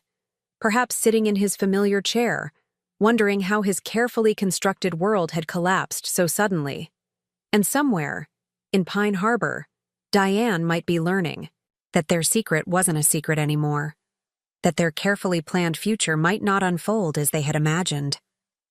I felt no satisfaction in their distress, only a quiet certainty that the truth, however painful, was preferable to the most comfortable lie. The days that followed established a new rhythm to my life. Each morning, I woke in my apartment, made coffee exactly as I preferred it, and planned my day without consideration for anyone else's schedule or preferences. Some days, I met with Nathan or Julia to review financial documents and prepare for the next steps in the divorce proceedings.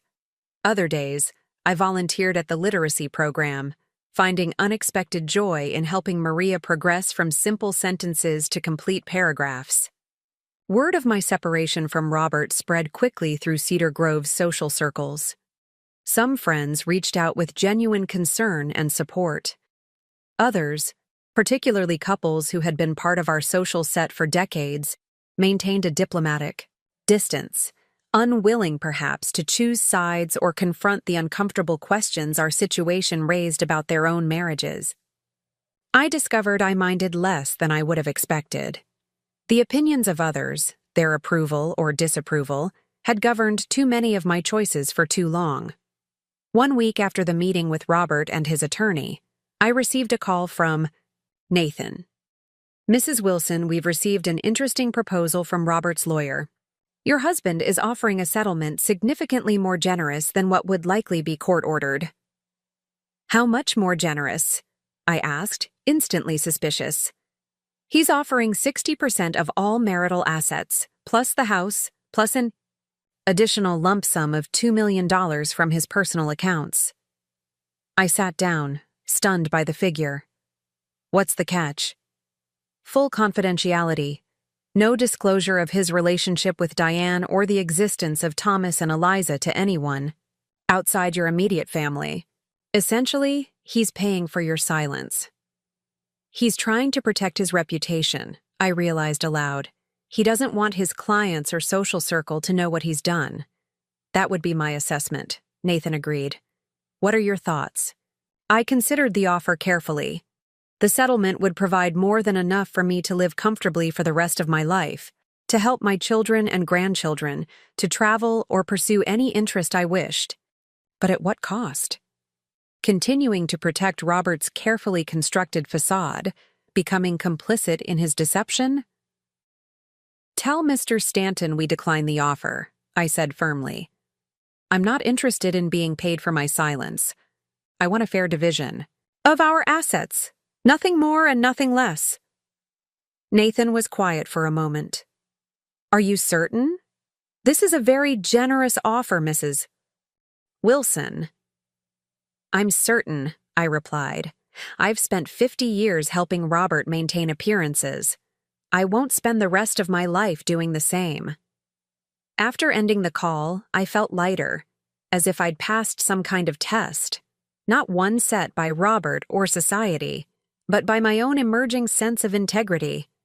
That evening, I called James and accepted his standing invitation for dinner.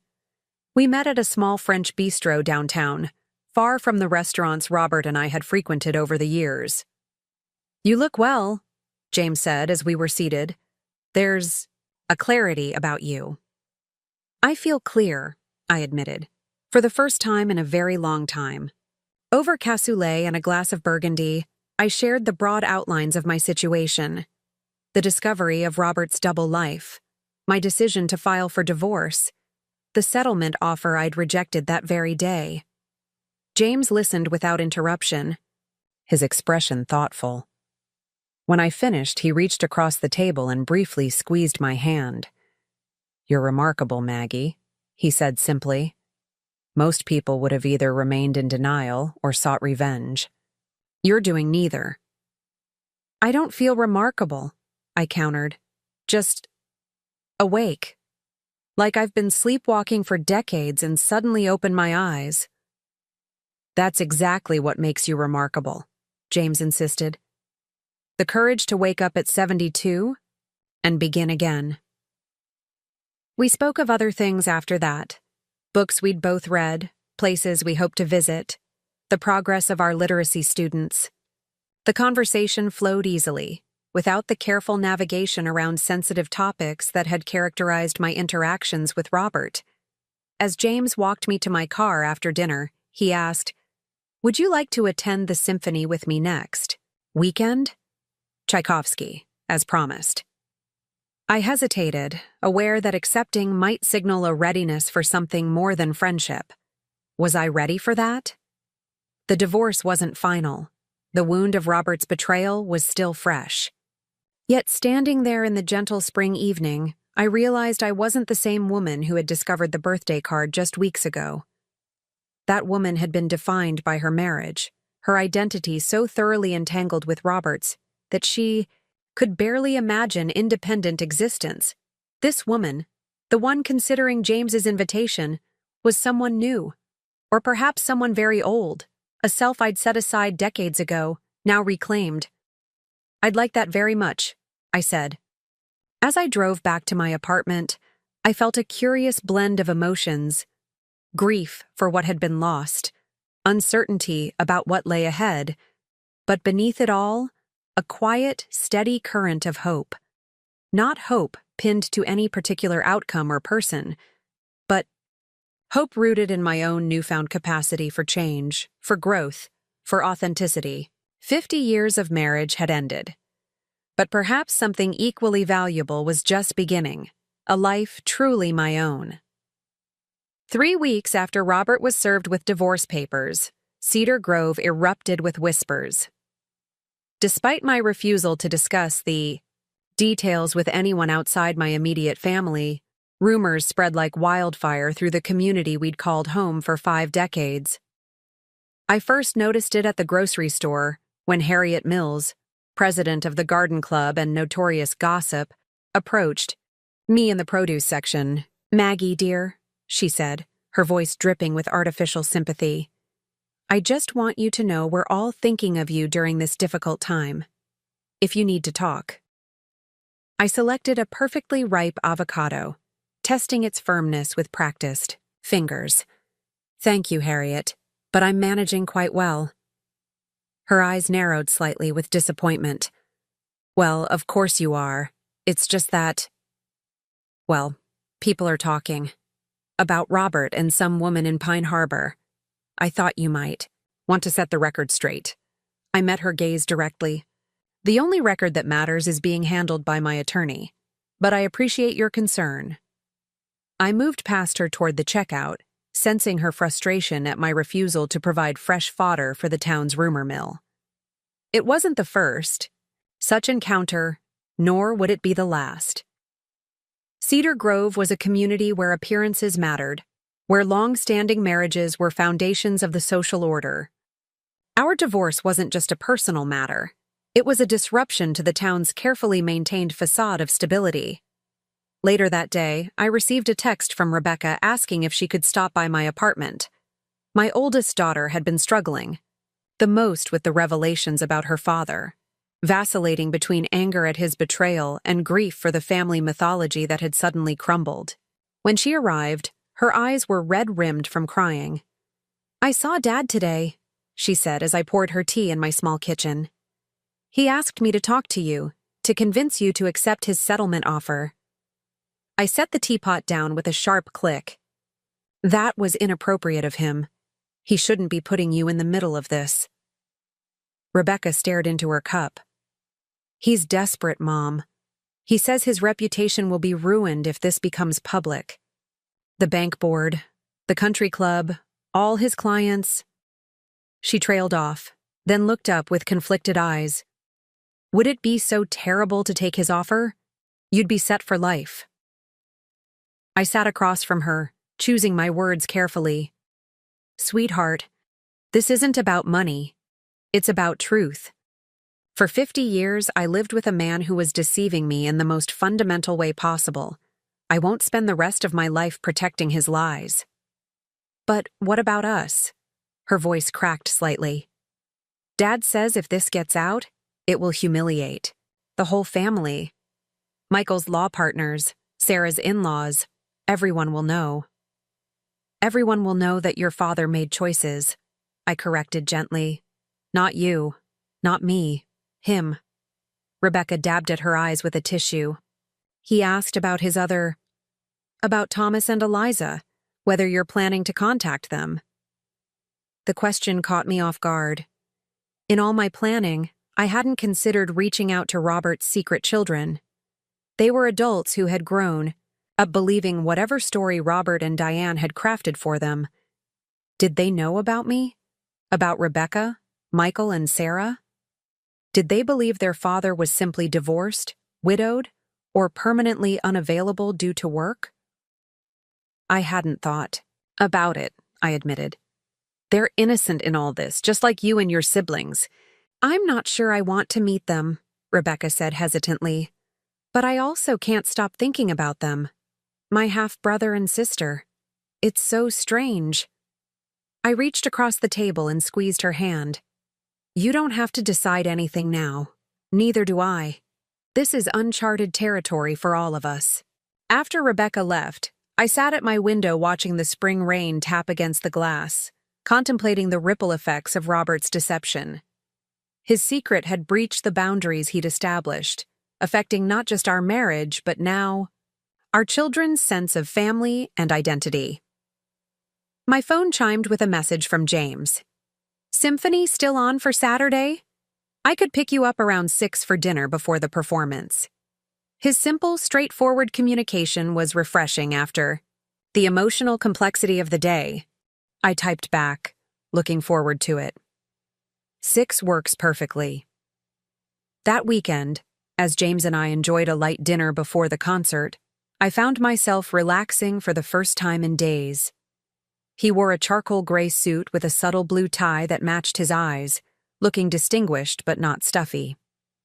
Unlike Robert, who had always treated restaurant staff with polite indifference, James chatted warmly with our server, asking about menu recommendations and showing genuine interest in her responses. You seem preoccupied, he observed as we waited for our entrees. Rough week? I nodded, appreciating his perception. The divorce is becoming more public than I'd hoped. Small towns and secrets don't mix well. Ah, the Cedar Grove rumor mill. James smiled sympathetically. Helen used to say it was more efficient than the postal service. Your wife was a wise woman, I said, smiling despite myself. She was, he agreed, his expression softening with remembrance rather than pain. You would have liked her. She had no patience for pretense. Tell me about her, I said, genuinely curious. In our previous conversations, James had mentioned Helen only briefly, acknowledging his loss without dwelling on it. As he spoke about their 47 years together, their early struggles as students, her career as a pediatric nurse, their decision not to have children, her 10-year battle with multiple sclerosis, I was struck by the open way he shared both joy and sorrow. There was no sanitized version of their life together, no careful curation of image or memory. The last few years were difficult, he admitted. Her mobility was severely limited. I became her full-time caregiver. But even then, we found moments of real happiness. Quiet evenings reading to each other, watching the birds at our feeder. The illness took much from us, but it also distilled our relationship to its essence. You loved her very much, I said, moved by his candor. I did, he nodded. Still do, in a way. But I've learned that loving someone who's gone doesn't mean you can't open your heart to new connections. He held my gaze for a moment, then smiled gently. Enough about the past. We have Tchaikovsky to look forward to. The symphony performance was transcendent. Seated in the elegant concert hall surrounded by the soaring notes of the violin concerto, I experienced a profound moment of presence. For 2 hours there was no divorce, no betrayal, no complicated past or uncertain future, just the music, the warmth of James beside me, and a sense of being exactly where I belonged. As we left the concert hall, James offered his arm, a courtly gesture that felt natural rather than affected. Outside, the spring night was mild, stars visible above the modest skyline of Cedar Grove. "Would you like to walk for a bit?" James suggested. "It's a beautiful evening." We strolled through the downtown area, past shops closed for the night, and restaurants still bustling with weekend diners. Some faces in the windows were familiar: members of Robert's bank board, women from my former book club, parents of our children's friends. A few nodded in recognition, others quickly averted their gaze, uncomfortable with the sight of Margaret Wilson on another man's arm while her divorce was still front-page gossip. "Does it bother you?" James asked, noticing my slight tension. "Being seen with me while your divorce is ongoing?" I considered the question seriously. A month ago, it would have. I spent 50 years caring deeply about appearances, about what others thought. Now I find I care less each day. "Freedom looks good on you," he said with a warm smile. He drove me home and walked me to the door of my apartment building. There was a moment of gentle uncertainty, the kind that comes when two people are navigating new terrain together. "Thank you for a lovely evening," I said. "The symphony was wonderful." "It was," he agreed, "but the company was better." He leaned forward and kissed my cheek softly, his hand lightly touching my arm. "Good night, Maggie." "Good night, James." Inside my apartment, I touched my cheek where his lips had been, feeling a flutter of something I hadn't experienced in decades: anticipation, possibility, the quiet thrill of connection. At 72, I was experiencing emotions I associated with my 20s, back when the future seemed wide open and full of potential. The following Tuesday, Nathan called with news. "Mrs. Wilson, we've received another settlement offer from Robert's attorney. He's increased the financial terms, now offering 70% of all assets plus $3 million. But the confidentiality clause remains non-negotiable." "My answer hasn't changed," I said firmly. "I'm not being paid for my silence." "There's something else," Nathan added. "Robert is requesting a face-to-face meeting with you, no attorneys present. He says there are matters that can only be resolved directly between the two of you." I hesitated. Julia had advised against any private meetings, warning that Robert might try to manipulate me emotionally or make promises he had no intention of keeping. "What's your advice?" I asked. "Professionally, I have to advise against it. But personally—" Nathan paused. "Sometimes, in long marriages, there are conversations that need to happen for both parties to move forward. If you decide to meet him, we can arrange a neutral location with appropriate safeguards." After some thought, I agreed. Not because I believed Robert deserved the opportunity, but because I realized I had things I needed to say to him directly, outside the formal structure of legal proceedings. 2 days later, we met at a conference room in Nathan's office building. The attorneys arranged the space, then withdrew, leaving Robert and me alone, but with the knowledge that help was just outside if needed. Robert looked older than he had. At our last meeting, the lines in his face deeper, his posture less commanding. He'd lost weight, his suit hanging slightly loose on his frame. For a moment, seeing him this way, I felt an unwelcome pang of concern. 50 years of habitual care not easily erased. "Thank you for agreeing to see me," he began, his voice subdued. "I know you had every right to refuse."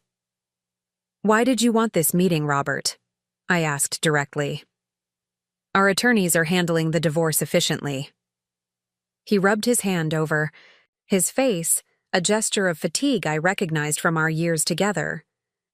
"I wanted to explain. About Diane. About everything. You deserve that much." "Do I?" I asked, more curious than bitter. "After 50 years of lies, do you really think explanations matter now?" "Maybe not to you," he acknowledged. "But I need to say it. Need you to understand that it wasn't. It wasn't because you were inadequate in any way. It was my weakness, my failure. I sat back in my chair, studying this man I'd thought I knew so completely. Go ahead then, explain. Robert took a deep breath. I met Diane when the bank opened the Pine Harbor branch. She was handling the hospital's financing for their new wing. We worked closely together for months. He paused, his eyes fixed on some middle distance. It started as friendship, then became more. I never intended. I planned to end it before it went too far. But you didn't, I observed. No, he admitted. When she told me she was pregnant with Thomas, I panicked. I couldn't bear the thought of losing you, our children, our life in Cedar Grove. My position at the bank, my standing in the community, everything would have collapsed. So instead of making a clean break one way or the other, you decided to maintain two separate families, I said, keeping my voice level. For 26 years. Robert nodded, shame evident in his expression. It wasn't planned that way. At first, I told myself it was temporary, just until Thomas was older. I provided financial support, visited when I could. But then Eliza came along, and the situation solidified. Years passed, and it became increasingly impossible to imagine untangling the web I'd created. Did they know about us? Your other family? Diane knew I was married, he said quietly. The children were told I had important business responsibilities in Cedar Grove that prevented me from living with them full-time. As they got older, I think they suspected more, but we maintained the fiction. I absorbed this information slowly, imagining the elaborate system of lies he had constructed and maintained for decades. The mental energy alone must have been exhausting. Why are you telling me this now? I asked. What do you hope to gain? Robert met my eyes directly for the first time. I don't expect forgiveness, Maggie, but I need you to know that despite everything, my feelings for you were real. Our life together meant something to me. It wasn't all a lie. A strange calm settled over me as I recognized the truth. Robert wasn't seeking my understanding for my benefit, but for his own. Even now, he was trying to manage how I perceived him, to salvage some portion of his self-image as a decent man who had made mistakes rather than a calculating deceiver who had lived a deliberate double life for decades. Robert, I said gently, you don't need my absolution. You need to reckon with yourself. He flinched slightly. What about the settlement? $3 million, Maggie. Security for the rest of your life, for our children and grandchildren. Our children will inherit whatever I have when I'm gone, I replied. But what they need more than money is the truth. Not just about what you did, but about who they are. Children of a father who made profound mistakes, but who can still choose honesty moving forward. And my other children? He asked hesitantly. Will you contact them? I shook my head. That's not my place. But our children may want to know their half-siblings someday. That should be their decision, not yours or mine. Robert looked down. At his hands, the gold wedding band he still wore catching the light. Is there any chance at all, Maggie? Any possibility of reconciliation? The question hung in the air between us. 6 weeks ago, before finding the birthday card, I might have considered it.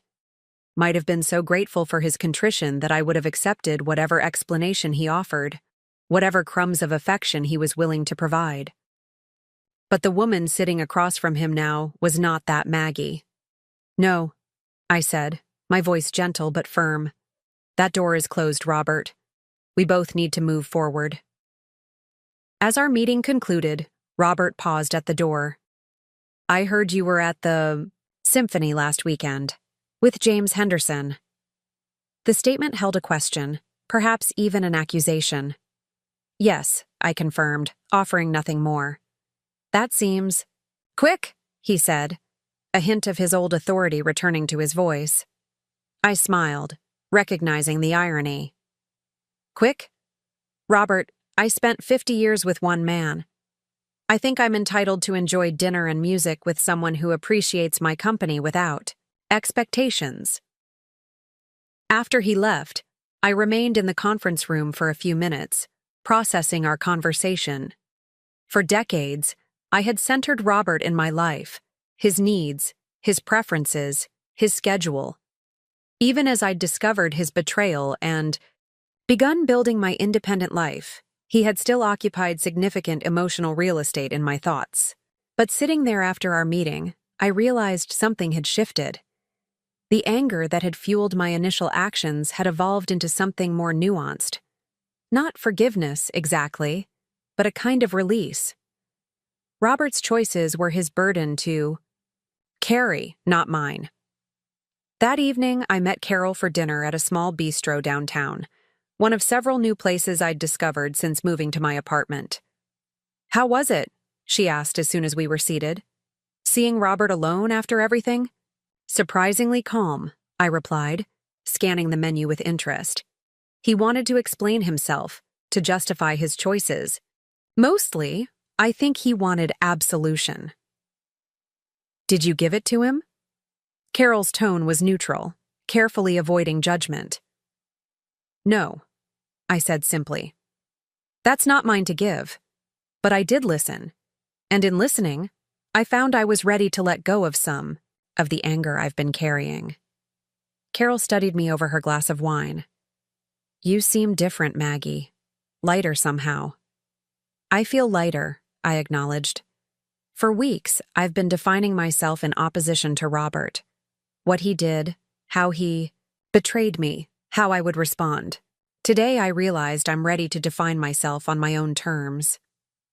Our conversation shifted to other topics: Carol's upcoming vacation with her daughter's family, my growing friendship with James, the progress of my literacy student Maria, who had proudly read an entire children's book to her granddaughter the previous weekend. After dinner, as we walked to our cars, Carol asked, "Have you thought about what comes next, after the divorce is finalized?" "In some ways," I replied. "I know I want to continue volunteering at the literacy program. I might take more classes. At the community college, art history perhaps, or creative writing. Things I've always been curious about but never pursued." "And James?" Carol's tone was carefully casual. I smiled, appreciating her attempt at nonchalance. "James is a possibility, a lovely one, but I'm not rushing into anything." "Good," Carol nodded approvingly. "Take your time. Discover who Maggie is without Robert." The following week brought a surprising development. I was having coffee with James after our literacy volunteer session when Nathan called. "Mrs. Wilson, there's been a significant change in your case. Robert has withdrawn his settlement offer and is agreeing to an equal division of all marital assets, with no confidentiality clause." "What changed?" I asked, surprised by this sudden reversal. "He didn't say specifically," Nathan replied, "but his attorney mentioned that Robert has reassessed his priorities. They're requesting an expedited process to finalize the divorce as soon as possible." After ending the call, I sat quietly, processing this unexpected turn of events. "Everything okay?" James asked, concern evident in his voice. "Yes," I said slowly. "Just surprising news about the divorce. Robert's suddenly agreeing to all my terms." "That's good, isn't it?" "It is," I nodded. "Just unexpected. He's been fighting so hard to keep everything quiet, to protect his reputation. This is a complete change of strategy." The mystery was resolved the next day when Michael called, his voice tight with controlled anger. "Mom, have you seen the Pine Harbor Gazette website?" "No," I replied, instantly alert. "Why?" "Someone leaked the story about Dad's second family. It's all over the local news there, and it's starting to spread to Cedar Grove media too. Dad called me this morning, completely distraught." I quickly found the article online. The headline was stark: "Prominent banker leads double life." Below it was a photo of Robert and Diane at some charity function, smiling for the camera, alongside a separate photo of our family at Rebecca's wedding years earlier. The article outlined the basic facts with journalistic restraint, but unmistakable. Disapproval. Robert Wilson, respected banking executive and pillar of Cedar Grove society, had maintained two separate families for over 25 years. It mentioned the pending divorce, the adult children from both relationships, and hinted at financial improprieties involving the diversion of funds. "Do you know who leaked this?" Michael asked, his lawyer's mind already calculating damage. Control. "No," I said honestly. "It wasn't me, and it wasn't through my attorneys." After we hung up, I sat with the article open on my laptop, feeling strangely detached from the public revelation of our private pain. The story would circulate, generate gossip for a week or two, then gradually fade as newer scandals emerged. Robert's carefully constructed reputation would suffer, certainly, but life would go on. My phone rang again, this time a number I didn't recognize. "Hello?" I answered cautiously. "Is this Margaret Wilson?" A woman's voice, unfamiliar but somehow not entirely strange. "Yes, this is Maggie Wilson." A deep breath on the other end. "This is Eliza Parker, Robert Wilson's daughter." My heart seemed to stop for a moment, then resume at double speed. "Eliza," I repeated, my mind racing to process this unexpected contact. "I'm sorry to call you out of the blue," she continued, her voice controlled but with an undercurrent of emotion. "But given what's in the news today, I thought, I felt we should talk directly rather than through media reports." "I appreciate that," I said carefully. "This must be shocking for you too." A short, bitter laugh. "Finding out your father has another entire family? Yes, it's quite a revelation." "You didn't know about me? About my children?" I asked, genuinely curious. "We knew he was married," Eliza clarified. "He always said his wife didn't understand him, that they had a complicated arrangement, that someday everything would be resolved and we could all live openly. The usual cliches, I suppose.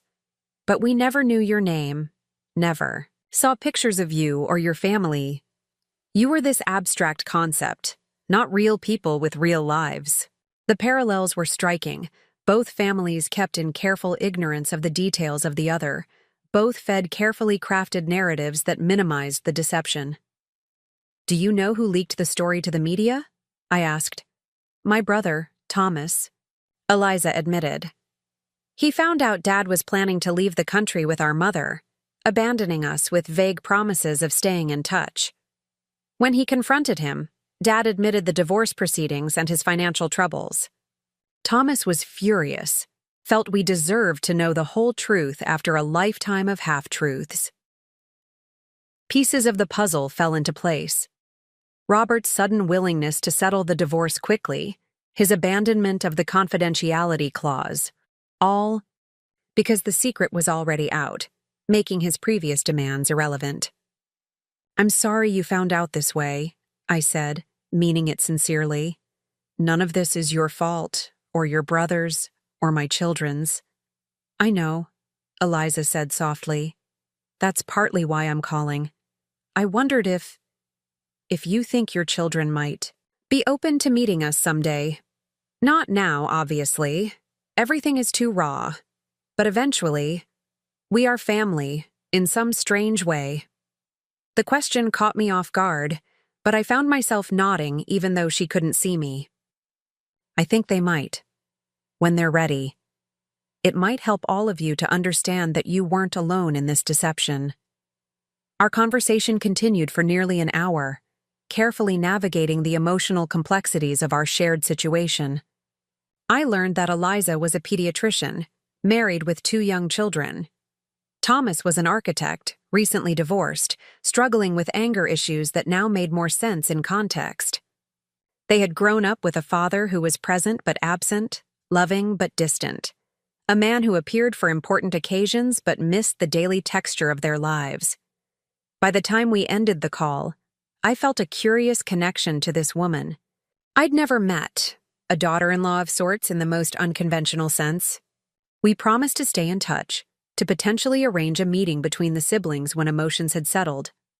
That evening, as I prepared for bed, I realized I was standing at a threshold between my old life and whatever came next. The public. Revelation of Robert's deception, painful as it was for all involved, had broken the final bonds that tied me to the past. There would be no more secrets, no more careful navigation of half-truths, no more pretense.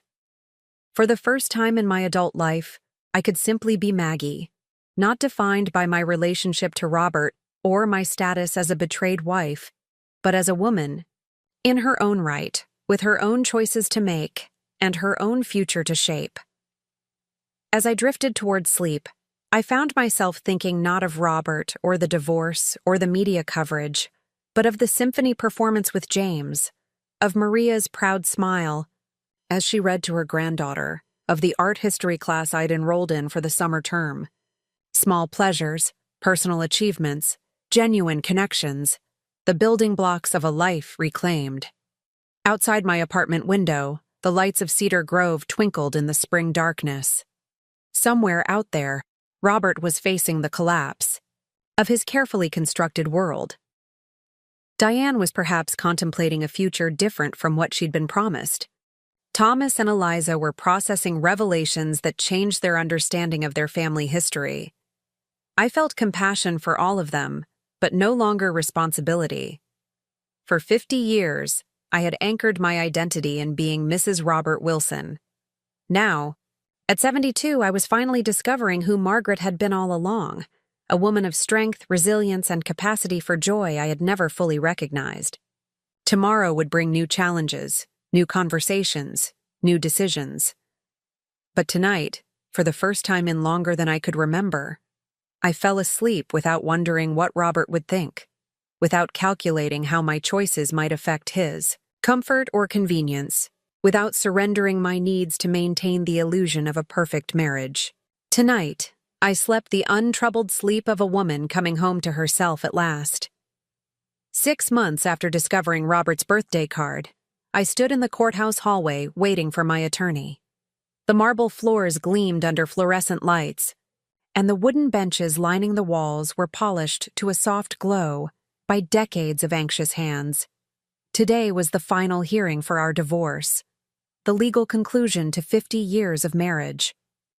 Mrs. Wilson, Julia approached, briefcase in hand, her gray suit impeccably tailored. "Are you ready?" I nodded, smoothing the front of my emerald green dress, a color Robert had always claimed was too bold for a woman my age. As ready as I'll ever be.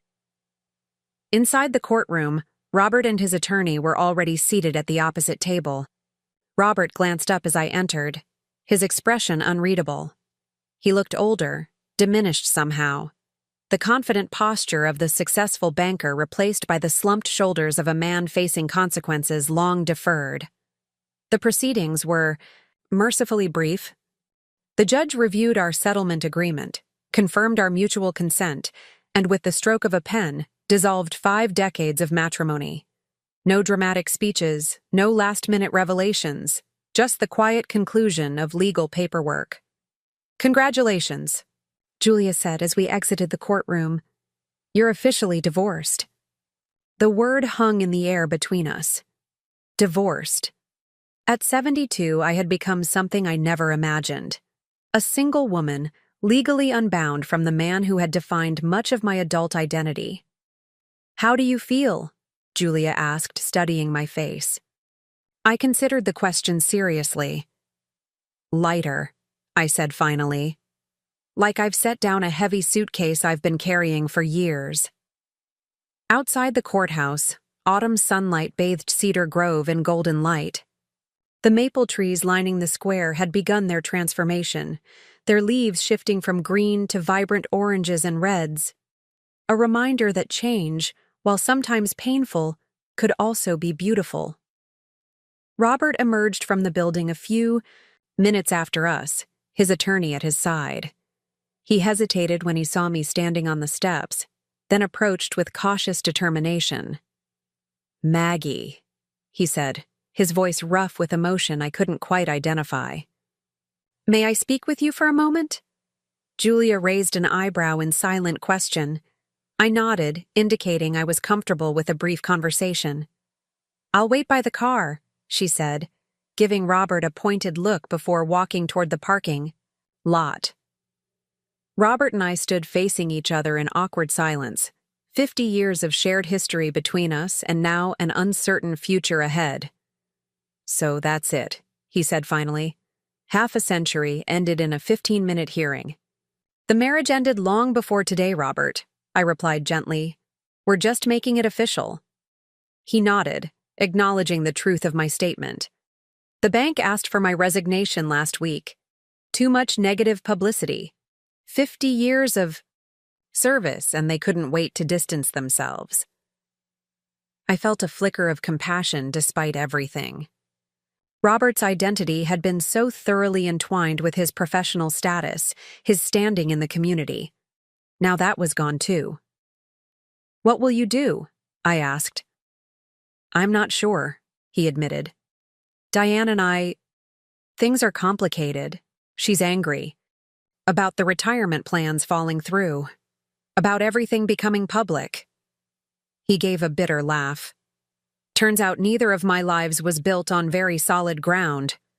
For a moment, I glimpsed the profound loneliness at the core of Robert's existence. A man who had created 2 families yet belonged fully to neither, who had spent decades maintaining appearances while sacrificing authenticity, who now stood, alone with the wreckage of his carefully constructed facade. I hope you find some peace, Robert, I said, meaning it sincerely, for both our sakes. He looked at me with surprise, perhaps expecting recrimination rather than compassion. You've changed, Maggie. You seem... He searched for the word. Stronger. I am stronger, I acknowledged, and I'm still discovering who I can be. As I turned to leave, Robert called after me. Are you seeing him? Henderson? I paused, considering how to respond. In the months since our separation, my friendship with James had deepened into something meaningful. Though we were taking things slowly, both aware of the complexities of new relationships after long marriages. Yes, I said simply. James is part of my life now. Robert's face tightened momentarily, then relaxed into resignation. I hope he appreciates what he has. With that final exchange, we parted, not as enemies, not quite as friends, but as 2 people acknowledging the end of a shared chapter and the beginning of separate stories. That evening, James came to my apartment for dinner. I'd been cooking more adventurously in recent months, experimenting with spices and techniques Robert had always dismissed as too exotic. Tonight's menu featured Moroccan tagine with preserved lemons and olives served over couscous, a far cry from the conventional American dishes that had dominated our family table for decades. To new beginnings, James raised his wine glass in a toast. And to the officially single Margaret Wilson. I clinked my glass against his, smiling. It feels strange to say it out loud. Divorced after 50 years. Regrets? He asked, his blue eyes searching mine with genuine interest. I considered the question as I sipped my wine. About the divorce? No. About staying in an unfulfilling marriage for so long? Perhaps. But I can't change the past. I can only move forward. After dinner, we settled on my small balcony overlooking the city lights. The evening was cool, with the crisp scent of autumn in the air. James draped a soft blanket over my shoulders, his hand lingering warmly on my back. I have something for you, he said, reaching into his pocket and producing a small gift-wrapped package. A little celebration of your fresh start. Inside was a delicate silver bookmark engraved with a single word. Courage. James, I breathed, touched by the thoughtfulness of the gift. It's perfect. When Helen was first diagnosed with MS, he explained, a friend gave her a similar bookmark. It became her talisman of sorts, a reminder that courage isn't about fearlessness. but about moving forward despite fear. He took my hand gently. What you've done these past months, Maggie, rebuilding your life at 72, that takes remarkable courage. Later that night, after James had gone home, I sat by my window with a cup of tea, turning the silver bookmark over in my fingers. Courage. Had it been courage that propelled me forward these past months, or simply the absence of alternatives? When your life is upended so completely, you can either collapse or rebuild. I had chosen to rebuild. The next morning, I received a text from my literacy student, Maria. Attached was a photo of her proudly holding up a letter, her acceptance, to a nursing assistant certification program at the community college. I did it, Teacher Maggie. You helped me read good enough for school. My heart swelled with pride for this determined woman who had overcome so many obstacles to pursue her dreams. Our weekly lessons had evolved from basic reading skills to studying for the entrance exam, with Maria working tirelessly between sessions, despite her full-time job and family responsibilities. I texted back, "Congratulations, Maria. You earned this through your hard work. I'm so proud of you." Her success reminded me of something I had almost forgotten: the deep satisfaction of helping others grow, of using my teaching skills to make a meaningful difference. In my years as Mrs. Robert Wilson, socialite and banker's wife, I had channeled my energies into volunteer work that was socially acceptable but often superficial, chairing charity galas, organizing silent auctions, serving on committees where appearance mattered more than impact. Now, in this new chapter, I was rediscovering purpose that resonated with my authentic self. That afternoon, I met Rebecca for lunch at a small cafe downtown. My relationship with my children had been strained in the immediate aftermath of the divorce filing, but over time, as they processed their own feelings about their father's deception, we had found our way back to solid ground. "You look wonderful, Mom," Rebecca said as we settled at our table. "That color suits you." I smiled, glancing down at my turquoise blouse, another shade Robert had deemed too youthful for me. "I'm experimenting with my style. Turns out I actually enjoy color." Rebecca laughed, a warm sound that reminded me of her childhood giggles. "Dad always did prefer everything neutral and understated." She paused, her expression growing more serious. "Speaking of Dad, I got a call from Eliza last week." My breath caught slightly. In the months since our first phone conversation, Eliza Parker and I had maintained occasional contact, but the relationship between the half-siblings was still developing cautiously. "How did that go?" I asked. "Better than I expected," Rebecca admitted. "We talked for almost 2 hours. She's actually quite lovely, Mom. Warm and funny and smart. We're thinking of meeting in person next month. Michael's on board, but Sarah's still hesitant." "That's understandable," I said gently. "Each of you needs to process this in your own way, at your own pace. There's no rule book for discovering adult half-siblings in your 40s. "That's what Eliza said too," Rebecca nodded. "She mentioned, 'You've been kind to her.' That means a lot to me." "She and Thomas are innocent in all this," I replied. "Just as you three are. The choices were your father's and Diane's, not yours."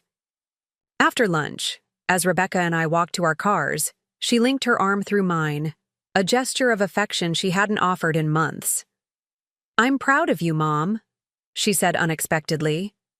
"The way you've handled everything. You could have been bitter or vengeful, but instead you've been dignified, strong." Tears pricked at my eyes. "I've been trying to focus on building something new rather than dwelling on what was lost." "It shows," Rebecca smiled.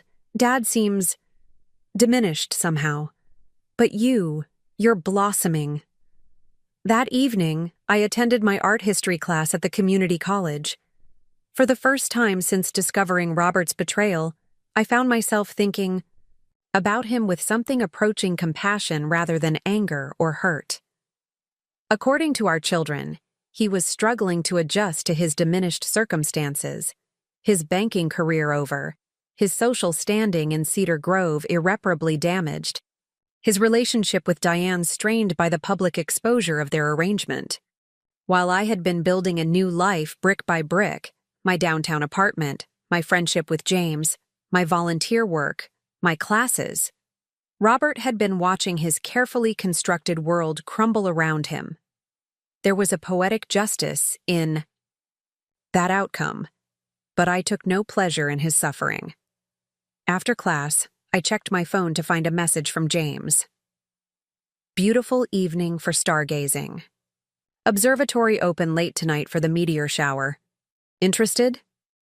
I smiled, typing back, pick me up in 20 minutes. An hour later, we sat on a blanket on the observatory grounds, necks craned toward the night sky.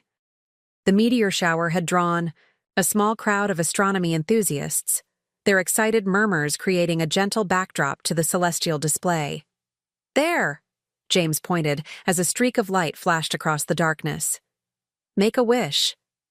I glanced at him, his profile illuminated by the soft glow of distant security lights.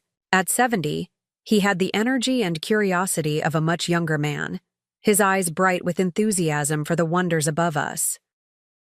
What would you wish for? I asked. He turned to meet my gaze, his expression softening. More evenings like this one.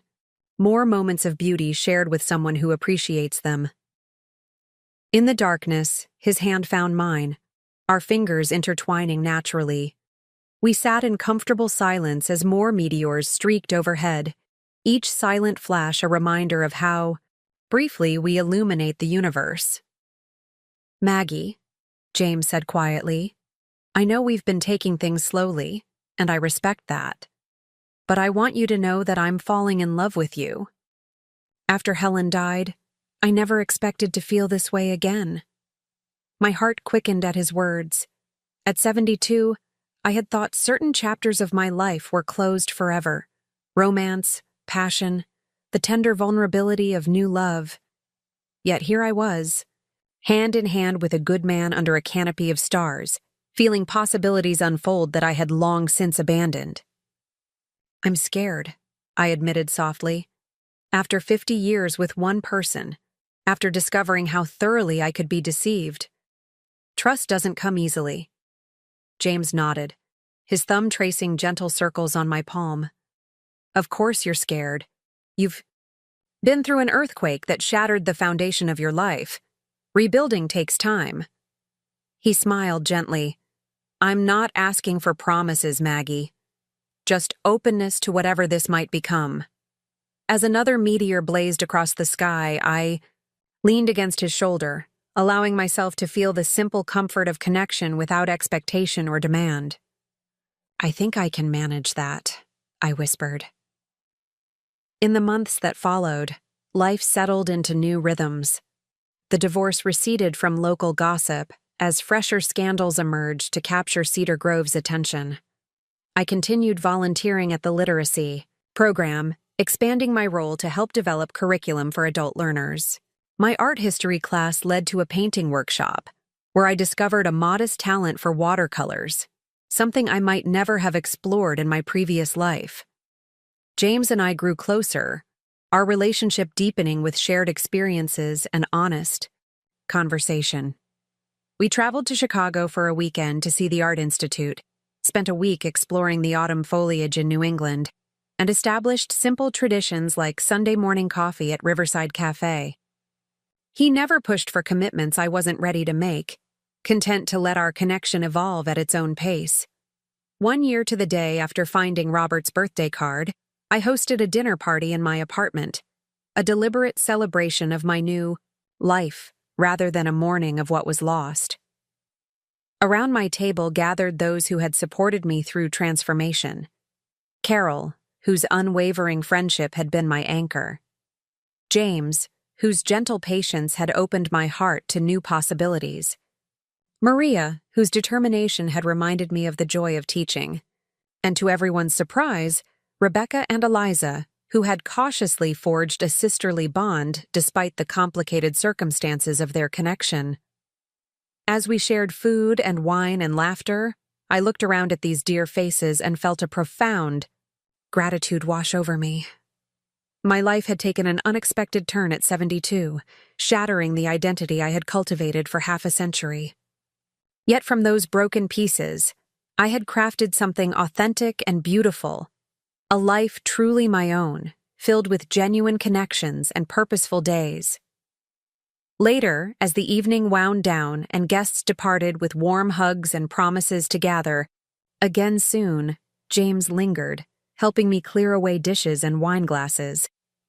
"Happy anniversary," he said softly, placing a kiss on my cheek. "1 year of your new life." I leaned into his embrace, reflecting on the journey that had brought me to this moment. "I never imagined starting over at 72, I admitted. But I wouldn't trade what I've found for anything, not even 50 more years of comfortable illusion." James nodded, understanding the complex mix of loss and liberation that colored my perspective. "You know," he said thoughtfully, "there's something profoundly brave about facing truth at our age. Most people settle deeper into their comfortable patterns as they grow older, not blow them apart to seek something more authentic." As we stood together in my kitchen, the city lights twinkling beyond my windows, I realized that the woman I had become over this transformative year was someone I genuinely liked. Someone with courage and resilience, with capacity for growth and change, with an open heart despite deep wounds. The path forward wasn't perfectly clear. There would be more challenging conversations with my children as they navigated relationships with their half-siblings. There would be moments when memories of my life with Robert, the good years, the genuine connections, would bring unexpected pangs of grief for what might have been if he had chosen honesty. But standing there in James's gentle embrace, I felt a bone-deep certainty that I was exactly where I needed to be. After 50 years of marriage to a man with a secret family, I had created a secret of my own. The precious knowledge that it's never too late to begin again, to reclaim your authentic self, to build a life of truth and meaning. Some might call it a tragedy to discover a 50-year deception at the age of 72. But I had come to see it differently. Without that painful revelation, I might never have discovered my own capacity for courage, for growth, for joy independent of others' expectations. I might have lived out my remaining years in comfortable ignorance, never knowing the woman I could become when finally standing on my own. And that, I realized, would have been the greater tragedy. Up next, you've got 2 more standout stories, right on your screen. If this one hit the mark, you won't want to pass these up. Just click and check them out.